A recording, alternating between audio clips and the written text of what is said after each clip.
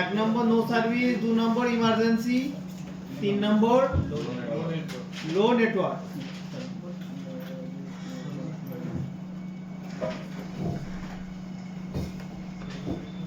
চার নম্বর unknown base band.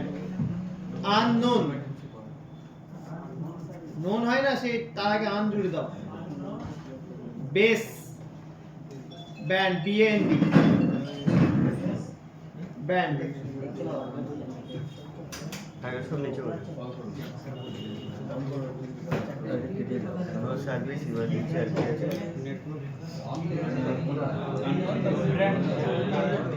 Base band. তারপরে আছে no SIM card, low network. কত নম্বর হচ্ছে? 5 নম্বর হচ্ছে নো সিম কার্ড।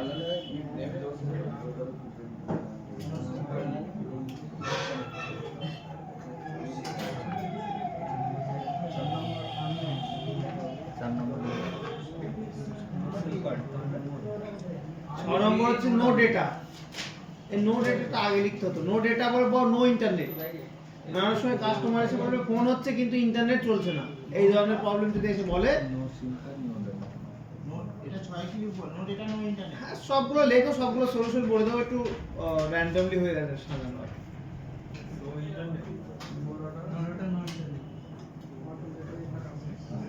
মানে বাংলায় যদি কেউ লিখতে চাও, ফোন হচ্ছে কিন্তু ইন্টারনেট চলছে না, কাস্টমারের ভাষাটা। 4 নম্বর আনওয়ান বেস ব্র্যান্ড।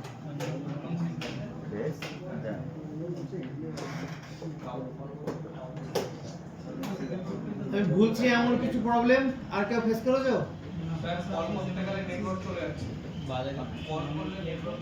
ওর তো ফলস নেটওয়ার্ক দেখায় স্যামসাং এর ক্ষেত্রে, সেই ক্ষেত্রে কল করতে গেলে চলে যায়। ওইটাকেও নো সার্ভিস বা প্রেফার্ড নেটওয়ার্ক সিলেক্ট হচ্ছে কিনা সেটা চেক করতে হবে।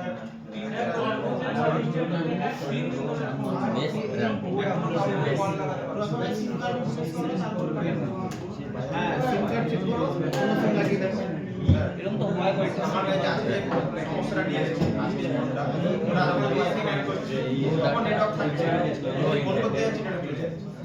ওটা ওয়াইফাই কানেক্ট করার চিন্তা ভাবনা তো আমরা করবো না। ওয়াইফাই না কানেক্ট করে কেন হচ্ছে না সেটা দেখতে হবে। ওয়াইফাই না কানেক্ট করে কি হচ্ছে সেটা বলবো। এখনকার দিনে ওয়াইফাই কানেক্ট করলে মোবাইলে ওয়াইফাই কলিং হয়, সেই ক্ষেত্রে সেটা ধরতে গেলে তো হবে না। কল এন্ড, হ্যাঁ কল এন্ড দেখায়। এটা হচ্ছে আমাদের নেটওয়ার্কের প্রবলেমের জন্যই দেখায়, যখন কিনা আমাদের ডেটা ক্লক লাইনের প্রবলেম থাকে। এই যে দেখো, এই কল এন্ড প্রবলেমটা দুটো জায়গা থেকে হয়। একটা হচ্ছে নেটওয়ার্কের প্রবলেম থাকে, রিয়েল নেটওয়ার্কের প্রবলেম থাকলে হয়, আর সেকেন্ড হচ্ছে নেটওয়ার্কের প্রবলেম নেই, যে সিমি লাগাচ্ছি কল এন্ড, কল করলেই কল এন্ড। এটা তুমি ওই নো সার্ভিসের মধ্যেই পেয়ে যাবে। বুঝতে পেরেছি, টেনশন নিও না, ওটা আমি আলোচনা করেছি।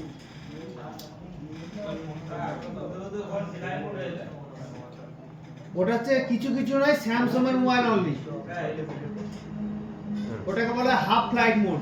স্যামসাং এর মোবাইলে দেখবে হালকা ফ্লাইট মোডের চিহ্নটা হয়ে ওঠে, ফুল ফুল না, হালকা গুলো করে ফ্লাইট মোডের প্রবলেমটা।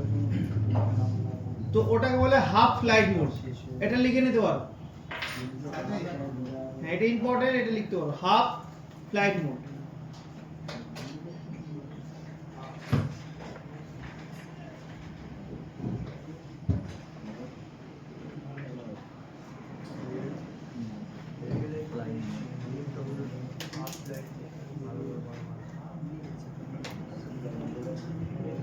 আরেকটা কাস্টমার এসে বলবে যে ঘরের মধ্যে ইন্টারনেট চলছে না, বাইরে নেট চলছে। এই প্রবলেমটা লো নেটওয়ার্কের মধ্যে সলভ করে দেব, আলাদা করে লিখতে হবে।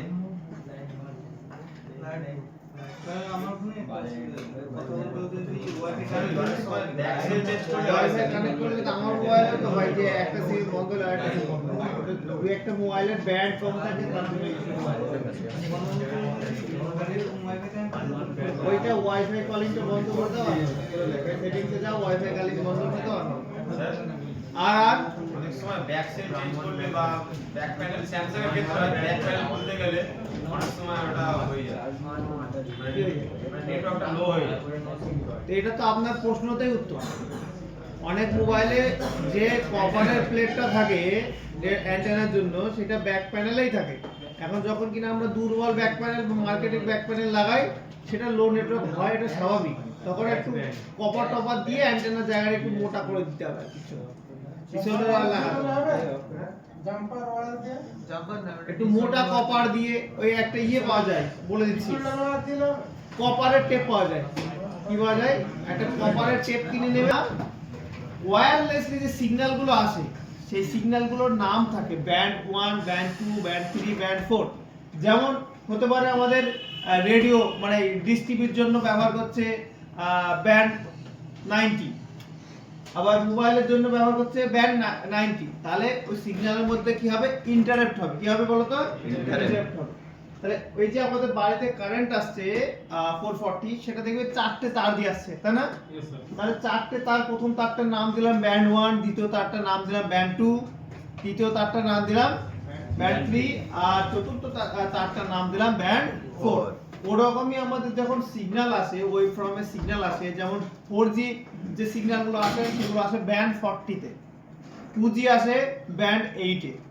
ওই জন্য আমাদের ব্যান্ড কিভাবে কাজ করে সেইটা কাজটা শিখতে হবে। আমাদের মোবাইলে টোটাল 3 ধরনের ব্যান্ডে আমাদের কাজ হয়: low band, high band and medium band. আপনি এর ক্লাস করেছেন না? মানে এখানে না এখানে? আচ্ছা, তাহলে ব্যান্ড সম্বন্ধে জানতে হবে। কি জানতে হবে বলো তো? ব্যান্ড। যেমন আমাদের এখন 4G তে টোটাল 3টে ব্যান্ড চলবে। 4G তে টোটাল 3টে ব্যান্ড চলবে। একটা হচ্ছে LB, কি চলবে বলো তো? LB। আর একটা চলবে MB। MB মানে মিডিয়াম ব্যান্ড, LB মানে মিডিয়াম ব্যান্ড। LB লো ব্যান্ড। আর একটা থাকবে HB হাই ব্যান্ড। তাহলে এই ব্যান্ডের মধ্যে পার্থক্য কি যদি আমরা দেখি, লো ব্যান্ড ব্যবহার করা হয় ওয়াইড কভারেজের জন্য। লো ব্যান্ড ব্যবহার করা হয় ওয়াইড কভারেজের জন্য। ওয়াইড কভারেজ বলতে কি?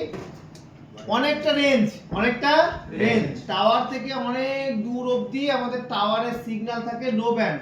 আমার মোবাইলে যদি লো ব্যান্ড কানেক্ট থাকে তাহলে আমাদের সিগন্যালটা বহু দূর অবধি আমরা সাপোর্ট করবে। কিন্তু লো ব্যান্ডের একটা প্রবলেম, রেঞ্জ অনেক বেশি কিন্তু স্পিড অনেক কম। রেঞ্জ অনেক বেশি, স্পিড অনেক কম। তাহলে লো ব্যান্ডের খাসিয়ত কি? আমার মোবাইলে অনেক দূর অবধি টাওয়ারের সাথে কানেক্ট থাকবে কিন্তু স্পিড কম। অ্যাট লিস্ট টাওয়ারে কানেক্ট থাকলে অ্যাট লিস্ট আমরা ফোন কলটা করতে পারবো। ইন্টারনেট না চালাতে পারলেও ফোন কলটা করতে পারবো। তাহলে ধরে নাও এইটা ধরে নাও টাওয়ার, এটা ধরে নাও টাওয়ার। টাওয়ার থেকে একটা সিগন্যাল যাচ্ছে, সেটা হচ্ছে লো ব্যান্ড। লো ব্যান্ডের যে কভারেজ, সেই কভারেজটা কিন্তু অনেকটা দূর কিন্তু স্পিড অনেক স্লো। আর এখানে যদি আমরা দেখি মিডিয়াম ব্যান্ড, তাহলে মিডিয়াম ব্যান্ডটা হচ্ছে ঠিকঠাক কভারেজ এন্ড ঠিকঠাক স্পিড। মানে স্পিডও মোটামুটি এবং রেঞ্জও মোটামুটি। এক কথা বলতে গেলে বেশিরভাগ আমাদের মোবাইলে ব্যবহার হয় মিডিয়াম ব্যান্ড। যখনই কানেক্ট থাকবে একটু টাওয়ার থেকে দূরে, যখন ঘরের মধ্যে থাকি, বেশিরভাগ আমাদের কানেক্ট থাকে কোন ব্যান্ড বলো তো? Medium band. তারপর আসছে হাই ব্যান্ড, তারপর হচ্ছে হাই ব্যান্ড। হাই ব্যান্ডের রেঞ্জ খুবই কম, কিন্তু হাই স্পিড ডেটা ট্রান্সফার করতে পারে, তাহলে এখানে যদি আমি আমাদের একটা মোবাইল টাওয়ারের কাছাকাছি থাকি, তখন মোবাইল কি স্মার্ট সব সময় হাই ব্যান্ডকে প্রেফার করে। কোন ব্যান্ডকে প্রেফার করবে বলতো? হাই ব্যান্ডকে। যখন কিনা হাই ব্যান্ড अवेलेबल থাকবে তখন কখনোই লো আর মিডিয়াম ব্যান্ডে কানেক্ট হবে না।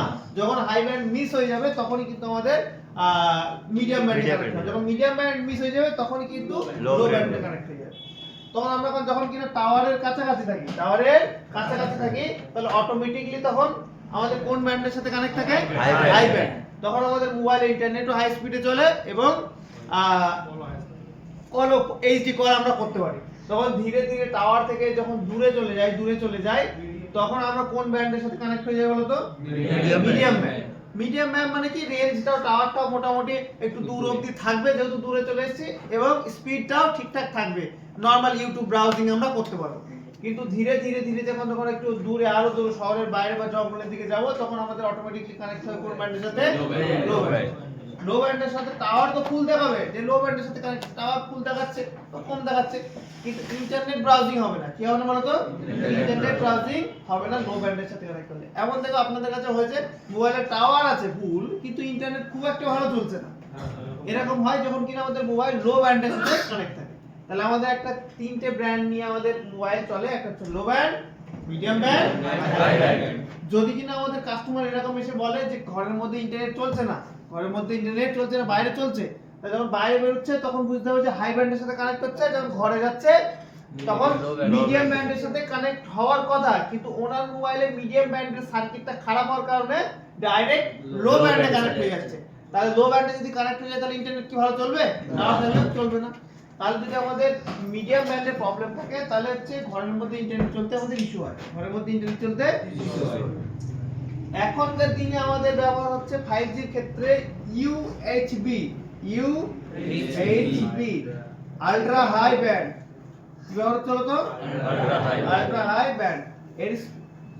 এর রেঞ্জ আরো কম, এর রেঞ্জ আরো কম, কিন্তু এটা খুবই দ্রুত, ডাটা ট্রান্সফার করতে পারে। আল্ট্রা হাই ব্যান্ড মানে কি? খুবই দ্রুত ডাটা ট্রান্সফার করতে পারে। তাহলে আমাদের মোবাইলে যদি পার্টিকুলার আমরা ব্যান্ডগুলোর নাম লিখি, তাহলে কোন কোন ব্যান্ডগুলো সবথেকে গুরুত্বপূর্ণ ব্যান্ড সেটা যদি আমরা দেখি, এখানে আমাদের সবথেকে গুরুত্বপূর্ণ ব্যান্ডগুলোর মধ্যে আমাদের ব্যান্ড 1 কি বলছো বলতো? ব্যান্ড 1 এটা আমাদের মূলত 2G আর 3G এর জন্য ব্যবহার করা হয়, কিন্তু আমাদের ইন্ডিয়াতে 2G এর ব্যান্ডগুলো 3G এর ব্যান্ডগুলো দিয়ে 5G আর 4G প্রোভাইড করা হয়। মানে ওগুলো কিন্তু ট্রু 4G 5G না, নামেই শুনছো। তারপর এখান থেকে বের হয় সবথেকে ইম্পর্টেন্ট ব্যান্ড, কি বলতো? ব্যান্ড 3। এটা হচ্ছে মিডিয়াম ব্যান্ড। ভালো, একদম সবসময় মনে রাখবে যে ব্যান্ড 3 হচ্ছে মিডিয়াম ব্যান্ড। এটা স্টার মার্ক, এই ব্যান্ডটা খুবই গুরুত্বপূর্ণ। সব সময় বেশিরভাগ মোবাইল এই ব্যান্ডের সাথে কানেক্ট থাকে। 4G যখন দূরে থাকে তখন আমাদের কোন ব্যান্ডের সাথে কানেক্ট থাকে বলতো? B3, band 3। তারপর আসছে আমাদের ব্যান্ড 5। কি আসছে বলতো? ব্যান্ড 5। ব্যান্ড 5 হচ্ছে আমাদের ধরে নাও লো ব্যান্ড। এটাও ব্যান্ড 1 হচ্ছে লো ব্যান্ড, ব্যান্ড 5 হচ্ছে লো ব্যান্ড। আরো আসছে কত বলতো? 4 বাই 5 4। এখানে হচ্ছে আমাদের ব্যান্ড 8। কি আসছে বলতো? ব্যান্ড 8। এটা লো ব্যান্ড। এটা কি লো ব্যান্ড 2G। এটা কার জন্য ব্যবহার করা হয়? 2G এর জন্য ব্যবহার করা হয় ব্যান্ড 8। বেশিরভাগ BSNL কোম্পানি ব্যবহার করে। তারপরে আমাদের কাছে আরেকটা যদি ব্যান্ড আমরা দেখি, সবথেকে গুরুত্বপূর্ণ ব্যান্ড এখানে আমাদের যেটা ব্যবহার হয় 5 নম্বর হচ্ছে ব্যান্ড 40। ব্যান্ড 40 এটা হচ্ছে 4G ব্যান্ড। ব্যান্ড 40 খুব ইম্পর্টেন্ট, বিটা লেখাই হলো। স্টার মার্ক খুব ইম্পর্টেন্ট, ব্যান্ড 40 মনে রাখবে। 4G এর জন্য কোনো প্রবলেম হলে প্রথমে যে ব্যান্ডটা আমাদের চেক করতে হবে নাম কি থাকবে? ব্যান্ড 40। ব্যান্ড 40 ব্যবহার করে জিও আর এয়ারটেল। ব্যান্ড 40 ব্যবহার করে জিও আর এয়ারটেল। কিন্তু 4G এর জন্য আবার আমাদের BSNL ব্যবহার করে ব্যান্ড 41। সরি, ওয়ান এর জায়গায় আই আছে।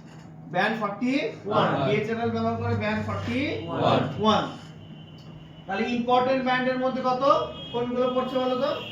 Band 40, band 3 medium band, band 40 আর ব্যান্ড 40 ব্যান্ড 40 আর 41 এটা হচ্ছে হাই ব্যান্ড, বাকি সব লো ব্যান্ড। এটা হচ্ছে MB মিডিয়াম ব্যান্ড, আর এটা হচ্ছে LB, এটা হচ্ছে HB, এটা হচ্ছে HB। বোঝা গেল যায়নি? ব্যান্ড 1 আর ব্যান্ড 5 ওই মিডিয়াম, এটাও মিডিয়াম ব্যান্ডের মধ্যেই পড়ে, বাট ওটা খুব একটা ব্যবহার করা হয় না। যেহেতু যেগুলো সবথেকে বেশি ব্যবহার করা হয় সেইগুলো দিলাম, যে আমাদের ব্যান্ড 41, ব্যান্ড 40, ব্যান্ড 3 এইগুলো খুবই গুরুত্বপূর্ণ ব্যান্ড। এরপরে আসছে 5G। এবার তারপর আসছে 5G 5G এর জন্য সবথেকে ইম্পর্টেন্ট ব্যান্ড যেটা ব্যবহার করা হয় এটা হচ্ছে 5G ব্যান্ড শুরু হয় N দিয়ে, কি শুরু হয় B দিয়ে না, N দিয়ে, N78 আর N79 এইগুলো মিডিয়াম ব্যান্ড। এগুলো কি মিডিয়াম ব্যান্ড। স্যার উপরের গুলো তাহলে কি শুধু 4G মোবাইলের ব্যান্ড? কোনগুলো? উপরের গুলো 6 অ্যাপ্লিকেশন হয় এইগুলো না এগুলো 4G 5G কোনো মানে কোনো স্পেসিফিকেশন নেই, শুধুমাত্র এইগুলো মিক্স ব্যান্ড। এগুলো কি বলতো? Mix band. আমাদের ইন্ডিয়াতে এই যে এইগুলো টেকনিক্যালি দেখতে গেলে এইগুলো হচ্ছে 2G ব্যান্ড, এখান থেকে 1 থেকে 4 অবধি 2G ব্যান্ড, কিন্তু আমাদের ইন্ডিয়াতে এই 2G ব্যান্ড দিয়ে 5G ইন্টারনেট সার্ভ করে। তাহলে কেমন স্পিড বলো? তাহলে মেন হচ্ছে আমাদের ডিসাইড হচ্ছে এইগুলো হচ্ছে এই ব্যান্ডগুলো হচ্ছে 2G 3G 4G 5G সবগুলো ট্রান্সফার করতে পারে, কিন্তু এর স্পিড হবে অনেক ধীমা, ধীমা। কিন্তু যখন কিনা আমাদের 40 আর 41 এ কানেক্ট হবে তখন এটাকে বলবো ট্রু 4G। কি বলবো বলতো? True 4G। আর যখন কিনা আমাদের 5G N77 আর N78 এ কানেক্ট হবে তখন এটাকে বলবো ট্রু 5G। এয়ারটেল কি করে জানো তো? এয়ারটেল ব্যান্ড 40 দিয়ে, এটা কিসের বলো তো, কিসের ট্রু নেটওয়ার্ক ব্যান্ড 40 4G, কিন্তু এয়ারটেল এখান থেকে 4G ট্রু ব্যান্ড 40 দিয়ে 5G প্রোভাইড করে। স্ট্যান্ডঅ্যালোন আর নন স্ট্যান্ডঅ্যালোন জানো? স্ট্যান্ডঅ্যালোন মানে হচ্ছে যেটা হচ্ছে অ্যাকচুয়াল ব্যান্ড যে কোম্পানি যেটা হচ্ছে আমাদের টাই লঞ্চ করছে, মানে আমাদের যে সিস্টেম 5G যেটা স্ট্যান্ডঅ্যালোন বলতে কি, স্ট্যান্ডঅ্যালোনের বলতে হচ্ছে 5G স্ট্যান্ডঅ্যালোন বলতে কি বলো 78 আর 79 এই দুটো দিয়ে ব্যবহার করলে স্ট্যান্ডঅ্যালোন। এটা হচ্ছে শুধুমাত্র 5G এর জন্যই তৈরি। আর যেগুলোকে নন স্ট্যান্ডঅ্যালোন বলে, যেগুলো কিনা হচ্ছে আমাদের 5G এর জন্য তৈরি না কিন্তু সেইগুলোকে দিয়ে 5G ইন্টারনেট প্রোভাইড করা হয়, সেইগুলো হচ্ছে আমাদের নন স্ট্যান্ডঅ্যালোন। তাহলে আমাদের এয়ারটেল যে কোম্পানিটা কাজ করে সেটা হচ্ছে নন স্ট্যান্ডঅ্যালোন সিস্টেমে কাজ করে, সে এইগুলো দিয়েও 5G দেয় এবং অরিজিনাল 5G ব্যান্ড দিয়েও 5G দেয়। তাহলে এয়ারটেল কাজ করে নন স্ট্যান্ডঅ্যালোন আর জিও কাজ করে স্ট্যান্ডঅ্যালোন। জিওতে সব সময় ব্যবহার করে 5G ট্রু 5G ব্যান্ড। যাই হোক, এত কিছু বুঝে তো লাভ নেই। আর হাই ব্যান্ড জানো তো? UHB বলেছিলাম না এক্ষুনি, হ্যাঁ, আলট্রা হাই ব্যান্ড, সেটা হচ্ছে আমাদের N258, যেটা কিনা আমাদের ইন্ডিয়াতে নেই। তাই ইন্ডিয়াতে যেহেতু নেই তাহলে ইন্ডিয়াতে আমরা হচ্ছে ট্রু মানে অ্যাকচুয়াল 5G এর মজা নিতে পারছি না। এইটাই তো হাই ব্যান্ডের, এতে তো চালাবে তারপরে তো 4 Gbps স্পিড দেবে, তখনই তো মজা। আমাদের এখানে হচ্ছে মন ভোলানো 5G যেগুলো 77 78, এত লো ব্যান্ড মিডিয়াম ব্যান্ড। এগুলো কি মন ভোলানো হচ্ছে আমাদের 5G। তাহলে অত কিছু বুঝে লাভ নেই, বোঝো যে এই ব্যান্ডগুলো বাকি, এটা ইন্ডিয়ার জন্য, এটা ইন্ডিয়ার জন্য। ভালো করে বুঝবে যে ব্যান্ড আমি কেন বোঝাচ্ছি। এইটা যেগুলো লেখালাম এটা হচ্ছে ইন্ডিয়া। এবার অনেক সময় হয় আমরা হচ্ছে কম দামি দুবাই থেকে কোনো ফোন কিনে নিয়ে আসি বা সৌদি থেকে কোনো ফোন কিনে আসি, কাস্টমার এসে বাইরের ফোন এসে বলে দাও নেটওয়ার্ক ভালো চলছে না, এই ধরনের প্রবলেম কিন্তু বলে।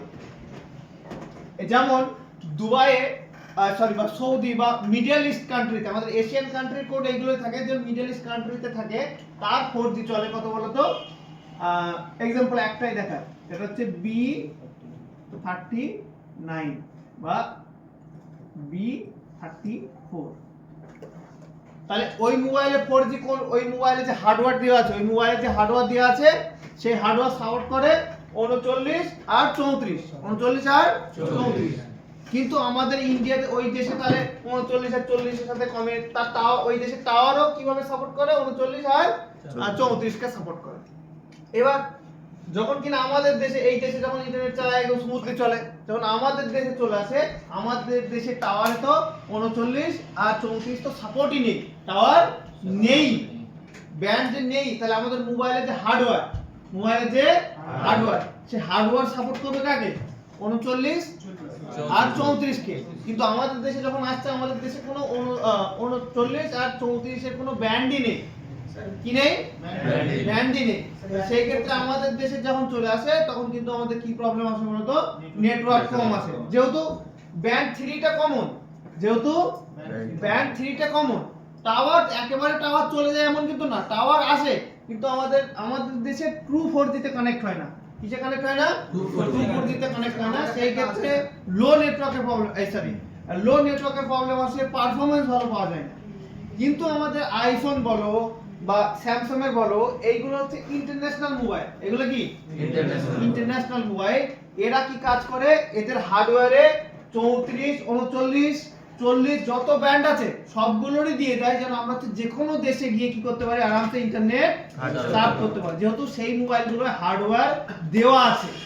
আর যেহেতু আমরা 5,000 টাকা, এই 10,000 টাকায় 4G কিনছি, 10,000 টাকায় 4G কিনছি, 10,000 টাকায় 4G কিনছি, 5G কিনছি, 6G কিনছি, তার মধ্যে বেশি ব্র্যান্ডের সাপোর্ট কিন্তু দেয়া থাকে না, খুব লিমিটেড ব্র্যান্ডের সাপোর্ট কিন্তু দিয়ে রাখে। ওই জন্য আমাদের ইন্টারন্যাশনাল যখন আমরা ওই কম দামি ফোন বাইরে নিয়ে যাই বা কম দামি ফোন দেশে কিনে নিয়ে আসে, তখন তার ইন্টারনেট ভালো চলে না, তখন সেই দেশের টাওয়ারের সাথে তার হার্ডওয়্যার অপটিমাইজ ছিল, আমাদের দেশের টাওয়ারের সাথে তার হার্ডওয়্যার অপটিমাইজ নেই। বলুন। আমি একটা এডিকশন নিয়ে এসেছি আকার থেকে, একটা ওপো ফোন। ওই ফোনটাতে জিও ফোন কোনো মতেই চলে না, নেটওয়ার্ক দেখাচ্ছে কল লাগে, অথচ এয়ারটেল হচ্ছে কল যাচ্ছে, ফোন নেট সবই ব্রাউজ করতে হচ্ছে। বলুন। আর তো ওটা তো বাইরের ফোন, সেই জন্য হচ্ছে নাকি? হ্যাঁ, ধরুন আমাদের জিও যে ব্র্যান্ডগুলো সাপোর্ট করে সেইগুলো হচ্ছে আপনার হার্ডওয়্যারে নেই, কারেক্ট? আর এয়ারটেল তো আমাদের নরমালি সব একটা এভারেজ ব্যান্ড 3 কে ব্যবহার করে, ব্যান্ড 3 তো এয়ারটেল ইউনিভার্সাল সব জায়গায় চলে, তাহলে আপনার ব্যান্ড 3 দিয়ে তখন কি চালাতে হচ্ছে না আরামসে? সবই চলছে। 4G চালাতে পারছে, বোঝা যায়নি? তো এয়ারটেল চালান, জিও চালাতে হবে না, আমাদের দেশে ফোন কিনুন, জিও চালাতে হবে। ওইগুলো হচ্ছে ব্যান্ড হার্ডওয়্যার সাপোর্ট না থাকার কারণে। ওই জন্য তো আমি বলে দিলাম বিষয়টা। অনেকে এসে বলবে, বাইরের ফোনে এসে বলবে ভালো ইন্টারনেট চলছে না, সেটা পারফরম্যান্স নেই, ডেটা নেই, সেটা আপনার কিছু করার নেই। একবার একটা জিনিস করতে পারে যে আমাদের ইন্ডিয়ার গ্লোবাল ফ্ল্যাশ ফাইলটা একবার ফ্ল্যাশ করে দেখতে পারেন, যদি সলভ হয় তাহলে ভালো, নাহলে হার্ডওয়্যার লেভেলে তো কোনো চেঞ্জেস আপনি করতে পারবেন না, কারণ আপনার তো হার্ডওয়্যার ডিজাইন না। তাহলে ব্যান্ড সম্বন্ধে বুঝলে কি? ব্যান্ড হচ্ছে ওয়্যারলেসলি কানেক্ট প্রতিটা কান্ট্রির জন্য, এশিয়ান কান্ট্রির জন্য আলাদা, যেমন মিডল ইস্টের জন্য আলাদা, ইউরোপের জন্য আলাদা, তারপর হচ্ছে নর্থ আমেরিকার দিকে আলাদা সিস্টেম। কান্ট্রি লকের মধ্যে পড়ছে না। তাহলে ব্যান্ড সবথেকে গুরুত্বপূর্ণ ব্যান্ড কি কি চেক করতে হবে? ব্যান্ড 3, ব্যান্ড 41, ব্যান্ড 40, আর 5 এর জন্য 78 আর 79। যেহেতু আমাদের ইন্ডিয়াতে ট্রু 5G নেই, ট্রু 5G নেই, সেই ক্ষেত্রে আমাদের মজাও নিতে পারে না ট্রু 5G। মোবাইল থাকলেও কি নিতে পারবে? স্পিডই নেই। এবার আমি যদি একটা দেখি, একটা কম দামি ফোনে, দেখো একটা কম দামি ফোনে 5G ফোনে কটা ব্যান্ড থাকে, যদি ভালো করে আমরা নোট করি, তাহলে একটা সব থেকে কম দামি সেট যদি বলি, তাহলে পোকো C75 দেখি, 5G তো C75, পোকো C75 5G। এবার জিএসএম অ্যারিনা ওয়েবসাইটে চলে আসবে, জিএসএম অ্যারিনা, এই যে জিএসএম অ্যারিনা, এর মধ্যে নেটওয়ার্কে যাবে, নেটওয়ার্কে ক্লিক করবে, দেখো এর মধ্যে পেয়ে যাবে ব্যান্ড, এর মধ্যে কি পেয়ে যাবে?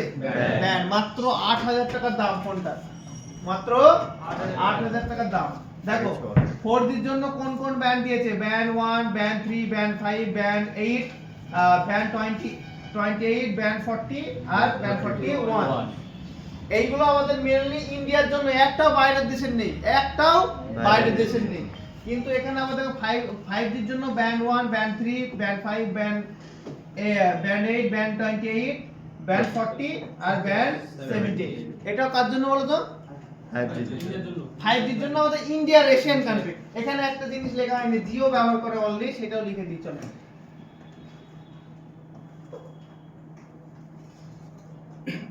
নয় N28, এটা অনলি লো ব্যান্ড, এটা কি বলতো? N28, এটা হচ্ছে LB, অনলি ব্যবহার করে কে? জিও। ব্যবহার করে বলতো? জিও। আর আমাদের আরেকটা যদি ব্যবহার করে 258 দিয়ে তো লাভ নেই, আমাদের ইন্ডিয়া তো নেই, 258 তো নেই, কিছু করার নেই। এটা কম দামি মোবাইল দেখলে, এটা কম দামি মোবাইল দেখলে। আর একটা এবার হচ্ছে আমি একটা ইন্টারন্যাশনাল ফোন দেখাই,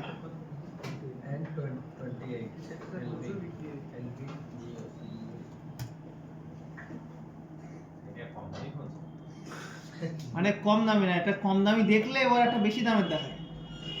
ব্যান্ড দেখো গোনো, সে ভর্তি গোনো গোনো, এখান থেকে গোনো, এই যে 4G র জন্য, এখান থেকে গোনো, এই যে এখান থেকে দেখো, এই যে প্রতিটা দেশের জন্য দেওয়া আছে, দেখো কত ব্যান্ড দেখতে পাচ্ছ, কত ব্যান্ড গোনো, স্যার ওটা বোঝা যায় প্রতিটা দেশের জন্য একটা, দুটো, তিনটে, চারটে, পাঁচটা, ছটা, সাতটা, আটটা, 7টা যে ইউরোপ কান্ট্রি, মানে এশিয়ান কান্ট্রি যেটাকে বলে যে মহাদেশ, মহাদেশের ইংলিশ কি হবে?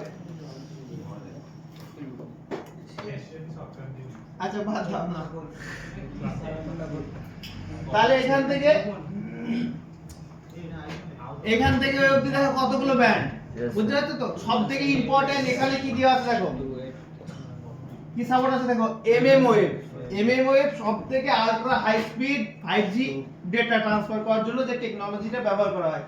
আরো যদি দেখি আমরা হচ্ছে এখানে হচ্ছে 278 আছে কিনা দেখো তো, 258, এই যে দেখো এখানে 258 আছে, 260, 261 সবগুলো আছে, স্ট্যান্ডালোন, নন স্ট্যান্ডালোন, সাব 6, MM ওয়েভ সবগুলো সাপোর্ট করে, সবগুলো সাপোর্ট করে। কিন্তু একটা কম দামি সেটা কটা ব্যান্ড ছিল মাত্র 5G এর জন্য, দুটো, 77 আর 78। আর এখানে ব্যান্ড দেন কতগুলো, তাহলে এই ফোন কি চলবে না সব দেশে?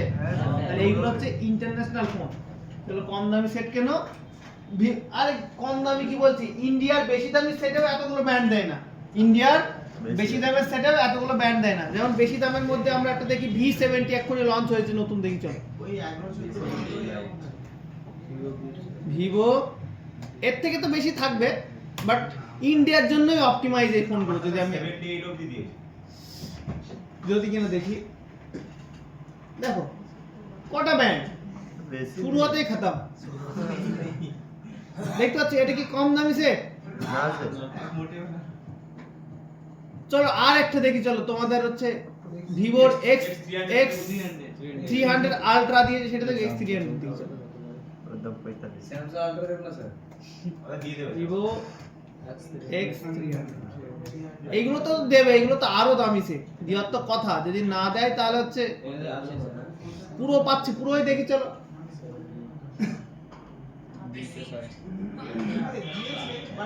দিয়েছে এইভাবে দেয়। কই 278 কই দেখছে আছে? সর্বনাশ, স্যারকে বলো ফোন বিক্রি করে দিতে, ফেলে তাহলে দিতে। সেটা ইন্টারন্যাশনালে চলবে না। দেখো এখানে কি সে মজা কি পাচ্ছো? না স্যামসাং এ থাকবে, স্যামসাং এ দেখি, স্যামসাং এর লেটেস্ট কি চলছে, Samsung internet, Samsung S26 S26 এসেছে। হ্যাঁ স্যার অনেকদিন চলে এসেছে।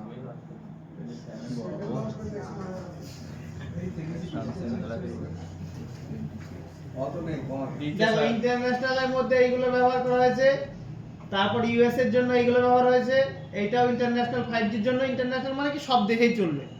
আর এইটা শুধুমাত্র এই ব্র্যান্ডগুলো ব্যবহার হয়েছে ইউএস এর জন্য। কিন্তু আইফোনের তুলনায় ওরে কো আইফোনকে এমনি ইন্টারন্যাশনাল সেট বলে না, আইফোন টাকা নেয় কিন্তু কাজও আছে। ব্র্যান্ড তাহলে এখানে দেখো, এখানেও আছে কিন্তু, দেখতে পাচ্ছ, যেহেতু এটা দেখো ইউএস এর জন্য, এগুলো বলছে শুধুমাত্র আনলক হবে ইউএস এর জন্য। এখন আমাদের ইন্ডিয়াতে তো নেই 278 277 টাওয়ারই নেই, নেই তাহলে কোম্পানি ফালতু হার্ডওয়্যার দিয়ে টাকা বাড়িয়ে কি করবে? তো ওই হার্ডওয়্যারটা খুলে নিচ্ছে, যেটুকু টাকা বাঁচে কম দামে লঞ্চ করতে পারে। তাহলে এই হলো, যখন ফোন কিনবে তখন ব্র্যান্ড দেখে কিনবে। আরো একটা কম দামের সেট বলো তো, একটা ব্র্যান্ড থাকবে। 5G সব থেকে কম দামি সেট কি আছে? Sir A1 plus A1 14C দেখি চলো, Redmi সেম দাম স্যার 14C, সেম দাম পোকো C75 আর কই দেখি, কই 5G না তো, 4G মোবাইল তো, 5G টা চেক করতে হবে তো, 14C 5G সেম দাম পোকো Redmi সে পোকো না একই তো দেখতে, মানে একই মোবাইল। সেম স্যার পোকো আর Redmi দেখো শুধু একটা ব্র্যান্ড দেয়া আছে 5G, কটা দেয়া আছে? স্যার একটা দেওয়া আছে। এতে আর কি 5G চলে, সুপার 5G চালাবে নাকি এই মোবাইল কিনে? আর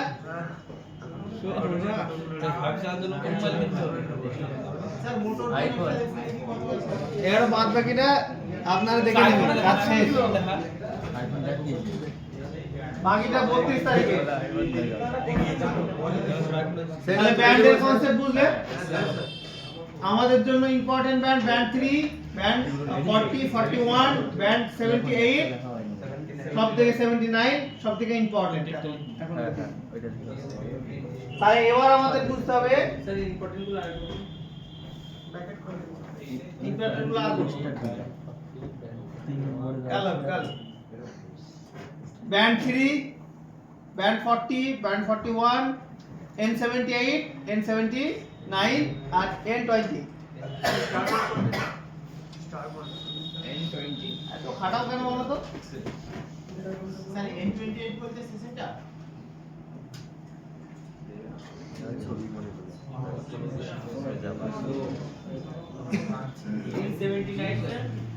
নট উপো একটা বলুন না।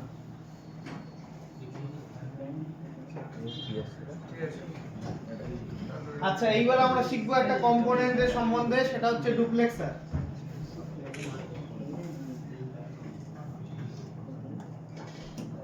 একটা কম্পোনেন্টের সম্বন্ধে শিখবো, সেটা হচ্ছে ডুপ্লেক্সার।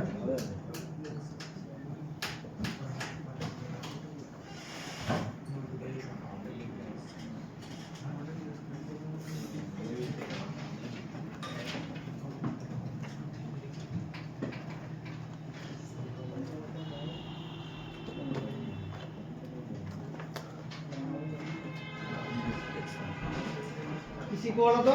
ডুপ্লেক্সার ডুপ্লেক্সার। ডুপ্লেক্সারের কাজ আসা যাওয়া রাস্তাকে আলাদা করা। আসা যাওয়া রাস্তাকে আলাদা করা। যেমন আমরা শপিং মলে যাই, শপিং মলে গেলাম, যাওয়ার জন্য দেখবে দুটো গেট থাকে, একটা ইন একটা আউট। একটা দিয়ে আমাদের ইন করতে হয়, একটা দিয়ে আউট করতে হয়। তাহলে আমাদের ঠিক ডুপ্লেক্সার সেম কাজটাই করে, আমাদের আসা যাওয়ার গেটকে দুই ভাগে ভাগ করে দেয়। একটা যাওয়ার জন্য হেল্প করে, একটা আসার জন্য হেল্প করে। যেমন যদি আমরা ডুপ্লেক্সারটা দেখি, একটা এখন আপাতত আমি হচ্ছে নরমাল ডিজাইন করছি, তারপরে অ্যাকচুয়াল ডিজাইনটা দেখব।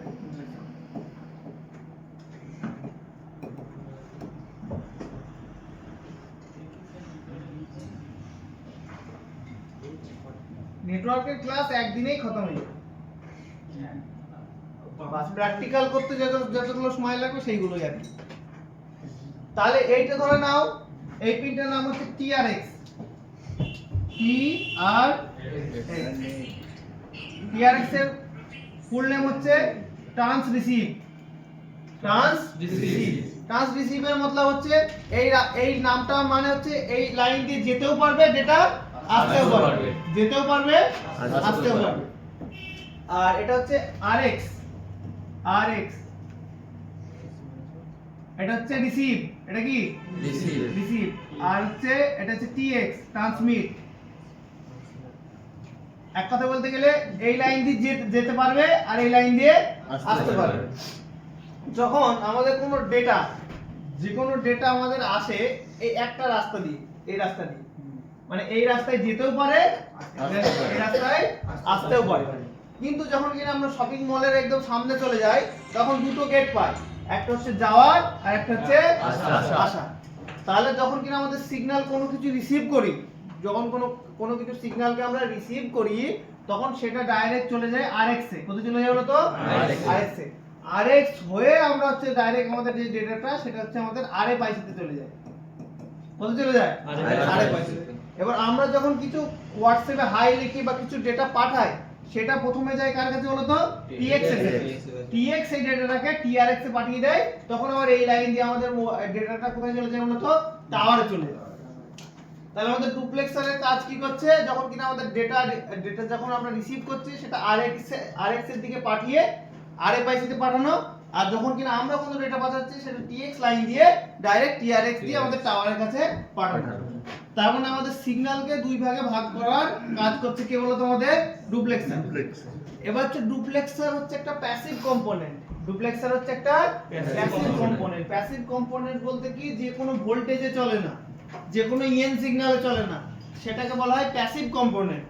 যেমন আমাদের মাইক্রোস্কোপ, মাইক্রোস্কোপ চলতে গেলে মাইক্রোস্কোপ লাইট বাদে মাইক্রোস্কোপ চলতে গেলে কোনো ভোল্টেজ লাগে না মাইক্রোস্কোপ চলতে গেলে কোনো কিন্তু ভোল্টেজ লাগে না মাইক্রোস্কোপ একটা হচ্ছে প্যাসিভ কম্পোনেন্ট ওরকমই আমাদের যদি আমাদের পাওয়ার সাপ্লাই আয়রন তারপরে হচ্ছে এসএমডি এইগুলো চলার জন্য ভোল্টেজ লাগে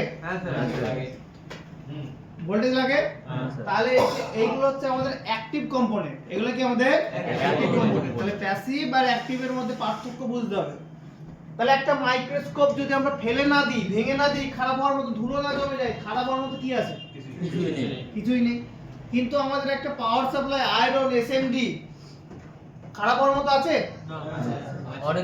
অনেক কিছু আছে ভেতরে সার্কিট পুড়ে যেতে পারে পড়ে যেতে পারে শর্ট সার্কিট হতে পারে জ্যাক পুড়ে যেতে পারে নানা ধরনের প্রবলেম কিন্তু হতে পারে কেননা ওটা ভোল্টেজে চলছে একটা এক্সটার্নাল পাওয়ারে চলছে যেমন আমাদের ডুপ্লেক্সার কোনো অ্যাক্টিভ পাওয়ারে চলছে না তো এ কখনো নরমালি খারাপ হয় না যতক্ষণ না কোনো টেকনিশিয়ান জোর করে ভেঙে দিচ্ছে ততক্ষণ জলে পড়লেও খারাপ হবে না জলে পড়লে জং ধরে কখন আমি যদি পানিতে মোবাইল ডুবিয়ে তুলে আবার শুকাই দিই ভোল্টেজ দিই কিচ্ছু হবে না কিন্তু পানিতে ডুবিয়ে যদি আমি মোবাইলে ব্যাটারি লাগিয়ে দিই বা ভোল্টেজ দিয়ে দিই সঙ্গে সঙ্গে মোবাইলে ডাস্ট জমে যাবে বা কার্বন জমে যাবে জং লেগে যাবে কেননা আমাদের জং যে লাগে সেটা হচ্ছে ভোল্টেজের কারণে কার জন্য বলতো ভোল্টেজের কারণে তাহলে কোনো জলে পড়া সেট সেখানেই খারাপ হবে যেখানে ভোল্টেজ থাকবে যেমন আমাদের জলে পড়লে সেট জলে পড়ার আগে অন আছে কি আছে বলতো অন আছে তারপর অন থাকা মানে ভিপিএস লাইনে ভোল্টেজ আছে মোবাইল চলার জন্য যেখানে যেখানে ভোল্টেজ থাকার দরকার সেখানে আছে নেটওয়ার্ক সেকশন তো সব সময় চলছে নেটওয়ার্ক সেকশনে ভোল্টেজ আছে তাই যখন কোনো জলে ডোবাবো তাহলে সেই জায়গাতেই জমে ধরবে যেখানে যেখানে ডোবানোর সময় ভোল্টেজ ছিল তাহলে আমাদের ডুপ্লেক্সার নরমালি যদি তুলে না ফেলি তাহলে প্যাসিভ কম্পোনেন্ট খারাপ হওয়ার মতো কিছু আছে না খারাপ হওয়ার মতো কিছু নেই তাহলে অ্যাক্টিভ কম্পোনেন্ট আর প্যাসিভ কম্পোনেন্ট সম্বন্ধে আমাদের কিন্তু নলেজ নিতে হবে এরপর আমরা যদি একটা নেটওয়ার্ক সেকশনের ডায়াগ্রামকে দেখি এইটা না কোনটা সবাই তো ডেড করো আর একটা বেটার আছে কিনা দেখছি এটা বেটার করেছিলাম এটা ধরে নাও একটা নেটওয়ার্ক সেকশনের ডায়াগ্রাম তোমাদের ব্যাচে নতুন করে বানালাম না প্রতিবারই বানাই শর্টকাটে করে দিলাম বুঝতে পারলেই হবে দেখো আমাদের এখানে হচ্ছে মেন হচ্ছে যে কাজটা যে আমাদের প্রতিটা সিগন্যাল আমাদের মোবাইলে প্রথম কোথায় রিসিভ হয় অ্যান্টেনা কোথায় রিসিভ হয় বলো তো অ্যান্টেনা যখন কেউ ফোন করে ফোন করলে আমাদের যে ডেটাটা আসে প্রথম আসে অ্যান্টেনা এবার অ্যান্টেনা লাইনে দেখো দুটো জিনিস লাগানো আছে একটা হচ্ছে আমাদের ক্যাপাসিটর একটা হচ্ছে ডট কয়েল কি কয়েল বলতো ডট কয়েল প্রথম আমরা ক্যাপাসিটর সম্বন্ধে জানি যে সিগন্যাল লাইনে ক্যাপাসিটর কেন লাগানো আছে ফিল্টার করার জন্য নয়েজ ফিল্টারিং এক্স্যাক্টলি যদি কি ফিল্টার করে যদি কেউ বলতে পারো কালকে কনসেপ্টটা মনে করো পারো অডিওর কনসেপ্ট মনে করো অডিও করার জন্য ক্লিয়ার করার জন্য লো সিগন্যালকে ব্লক করে আর হাই সিগন্যালকে পাস করে লো সিগন্যালকে ব্লক করে আর হাই সিগন্যালকে পাস করে ক্যাপাসিটর তাহলে ক্যাপাসিটর সিগন্যাল লাইনে কেন লাগানো আছে ক্লিয়ার এবার লাগানো আছে কয়েল ডটেড কয়েল এটা হচ্ছে ডটেড কয়েল এইটা কোনো নরমাল কয়েল না এটা হচ্ছে ক্যাপাসিটর আর কয়েলকে মিক্স করে বানানো হয় এই কম্পোনেন্টটা কিন্তু কয়েলের মতো বিপ করে কি করে বলো তো কয়েলের মতো বিপ করে এর একটা নিজস্ব মান আছে কয়েল গ্রাউন্ডের সাথে ডাইরেক্ট দেওয়া আছে দেখতে পাচ্ছ কয়েল গ্রাউন্ডের সাথে ডাইরেক্ট দেওয়া আছে তার মানে এই গ্রাউন্ড নিশ্চয়ই অ্যান্টেনা লাইনের সাথে বিপ করবে তাহলে অ্যান্টেনা লাইন গ্রাউন্ডের সাথে বিপ করতে পারে করে অ্যান্টেনা লাইন গ্রাউন্ডের সাথে বিপ করবে তার কারণ ডাইরেক্ট যদি কয়েল লাগানো থাকে এই লাইনের সাথে তাহলে বিপ করবে না এটা অনেকে ভাবে যে লাইট অ্যান্টেনা লাইন শর্ট হয়ে গেছে কি হয়ে গেছে অ্যান্টেনা লাইন শর্ট হয়ে গেছে কিন্তু আদেও শর্ট হয়নি আমাদের অ্যান্টেনা লাইন গ্রাউন্ডের সাথে বিপ করলেও আমরা কিন্তু শর্ট বলবো না তার কারণ ডাইরেক্ট আমাদের কয়েল যদি লাগানো থাকে বিপ তো করবেই এবার অনেকে শর্ট হয়ে গেছে বলে কি ক্যাপাসিটরগুলো ভেঙে দেয় 90% টেকনিশিয়ান দেখবে যদি যারা একটু কম নলেজ আছে নেটওয়ার্ক সেকশনে কিছু করুক না করুক ওই হচ্ছে অ্যান্টেনা লাইনের ক্যাপাসিটর ভেঙেছে কি ভেঙেছে বলতো ক্যাপাসিটর ভেঙেছে কয়েল ভেঙেছে কি হয়নি বাদ বাকি কিছু করেছে বা না করেছে এই প্রবলেমটা পাবে তাহলে এই যে কয়েল এদের কাজ কি গ্রাউন্ডের সাথে দেওয়ার কাজ কি দেখো আমাদের এনভায়রনমেন্টে যে আর্থে অনেক রকমের সিগন্যাল চলে যেমন ডিশ টিভি সিগন্যাল চলে স্যাটেলাইটের সিগন্যাল চলে, আরো যে রাডার আছে আমাদের মিলিটারি সিকিউরিটির জন্য সিগন্যালগুলো আছে সবগুলো চলে, এবং সবগুলো সিগন্যাল যেন মোবাইলের সিগন্যালের সাথে ইন্টারাপ্ট না হয়। কি হয় বলো তো? ইন্টারাপ্ট না হয়। তাহলে এখানে আমাদের যে ভ্যালুটা লাগানো আছে এখানে শুধুমাত্র মোবাইলের যে সিগন্যালটা সেটাকেই পাস করতে দেবে, বাকি যে আদার সিগন্যাল তাকে কোথায় ফেলে দেবে বলো তো?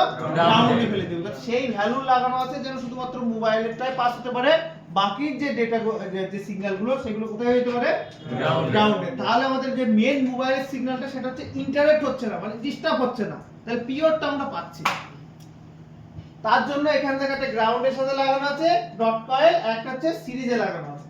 তাহলে এটা যদি গ্রাউন্ডের সাথে বিপ করে তাহলে এটা আমাদের তুলে ফেলার কোনো কারণ নেই। আমরা শুধু দেখবো যে এর কম্পোনেন্ট গুলো আছে কি নাই। কি চেক করতে বলতে? অ্যান্টেনা লাইন যদি চেক করতে চাও কি চেক করো? শুধুমাত্র অ্যান্টেনা লাইনের কম্পোনেন্ট গুলো আছে কি নেই শুধু এইটুকু দেখবে। যার কারণ অ্যান্টেনা লাইন কোনো ভোল্টেজে চলছে না, এটা হচ্ছে একটা প্যাসিভ লাইন। এটা কি? এটা প্যাসিভ লাইন। তাহলে প্যাসিভ কম্পোনেন্ট যেহেতু এইটুকু, তাহলে এই ক্ষেত্রে আমাদের শুধুমাত্র কানেকশন গুলো আছে কিনা, জং লেগে গেছে কিনা, কানেক্টিভিটি গুলো ঠিক আছে কিনা সেইগুলো আমরা চেক করব। এবার হচ্ছে আমাদের হচ্ছে 2G, এটা হচ্ছে 2G, এটা হচ্ছে ধরে নাও আমাদের FMO বলতে পারো, ফ্রন্ট এন্ড মডিউল, ঠিক আছে? তাহলে আমাদের যে নেটওয়ার্কটাকে প্রথম রিসিভ করবে, আমাদের নেটওয়ার্কটাকে প্রথম রিসিভ করবে আমাদের 2G IC। কে রিসিভ করবে বলো তো? 2G IC রিসিভ করবে। তাহলে প্রথম যে সিগন্যালটা রিসিভ করবে কে বলো তো? 2G IC। 2G IC সিগন্যালটা receive করলো। কোন সিগন্যাল রিসিভ করলো? সিগন্যালের নাম হচ্ছে TRX।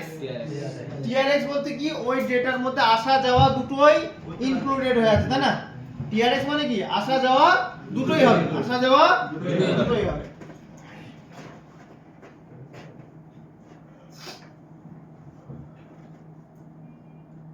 নাও আরেকটা লিখে দিই,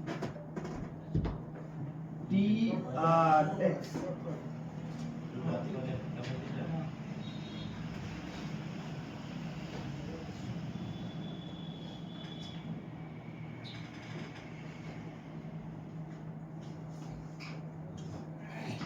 তাহলে আমাদের সিগন্যালকে রিসিভ করছে কে বলতো? আমাদের 2G IC।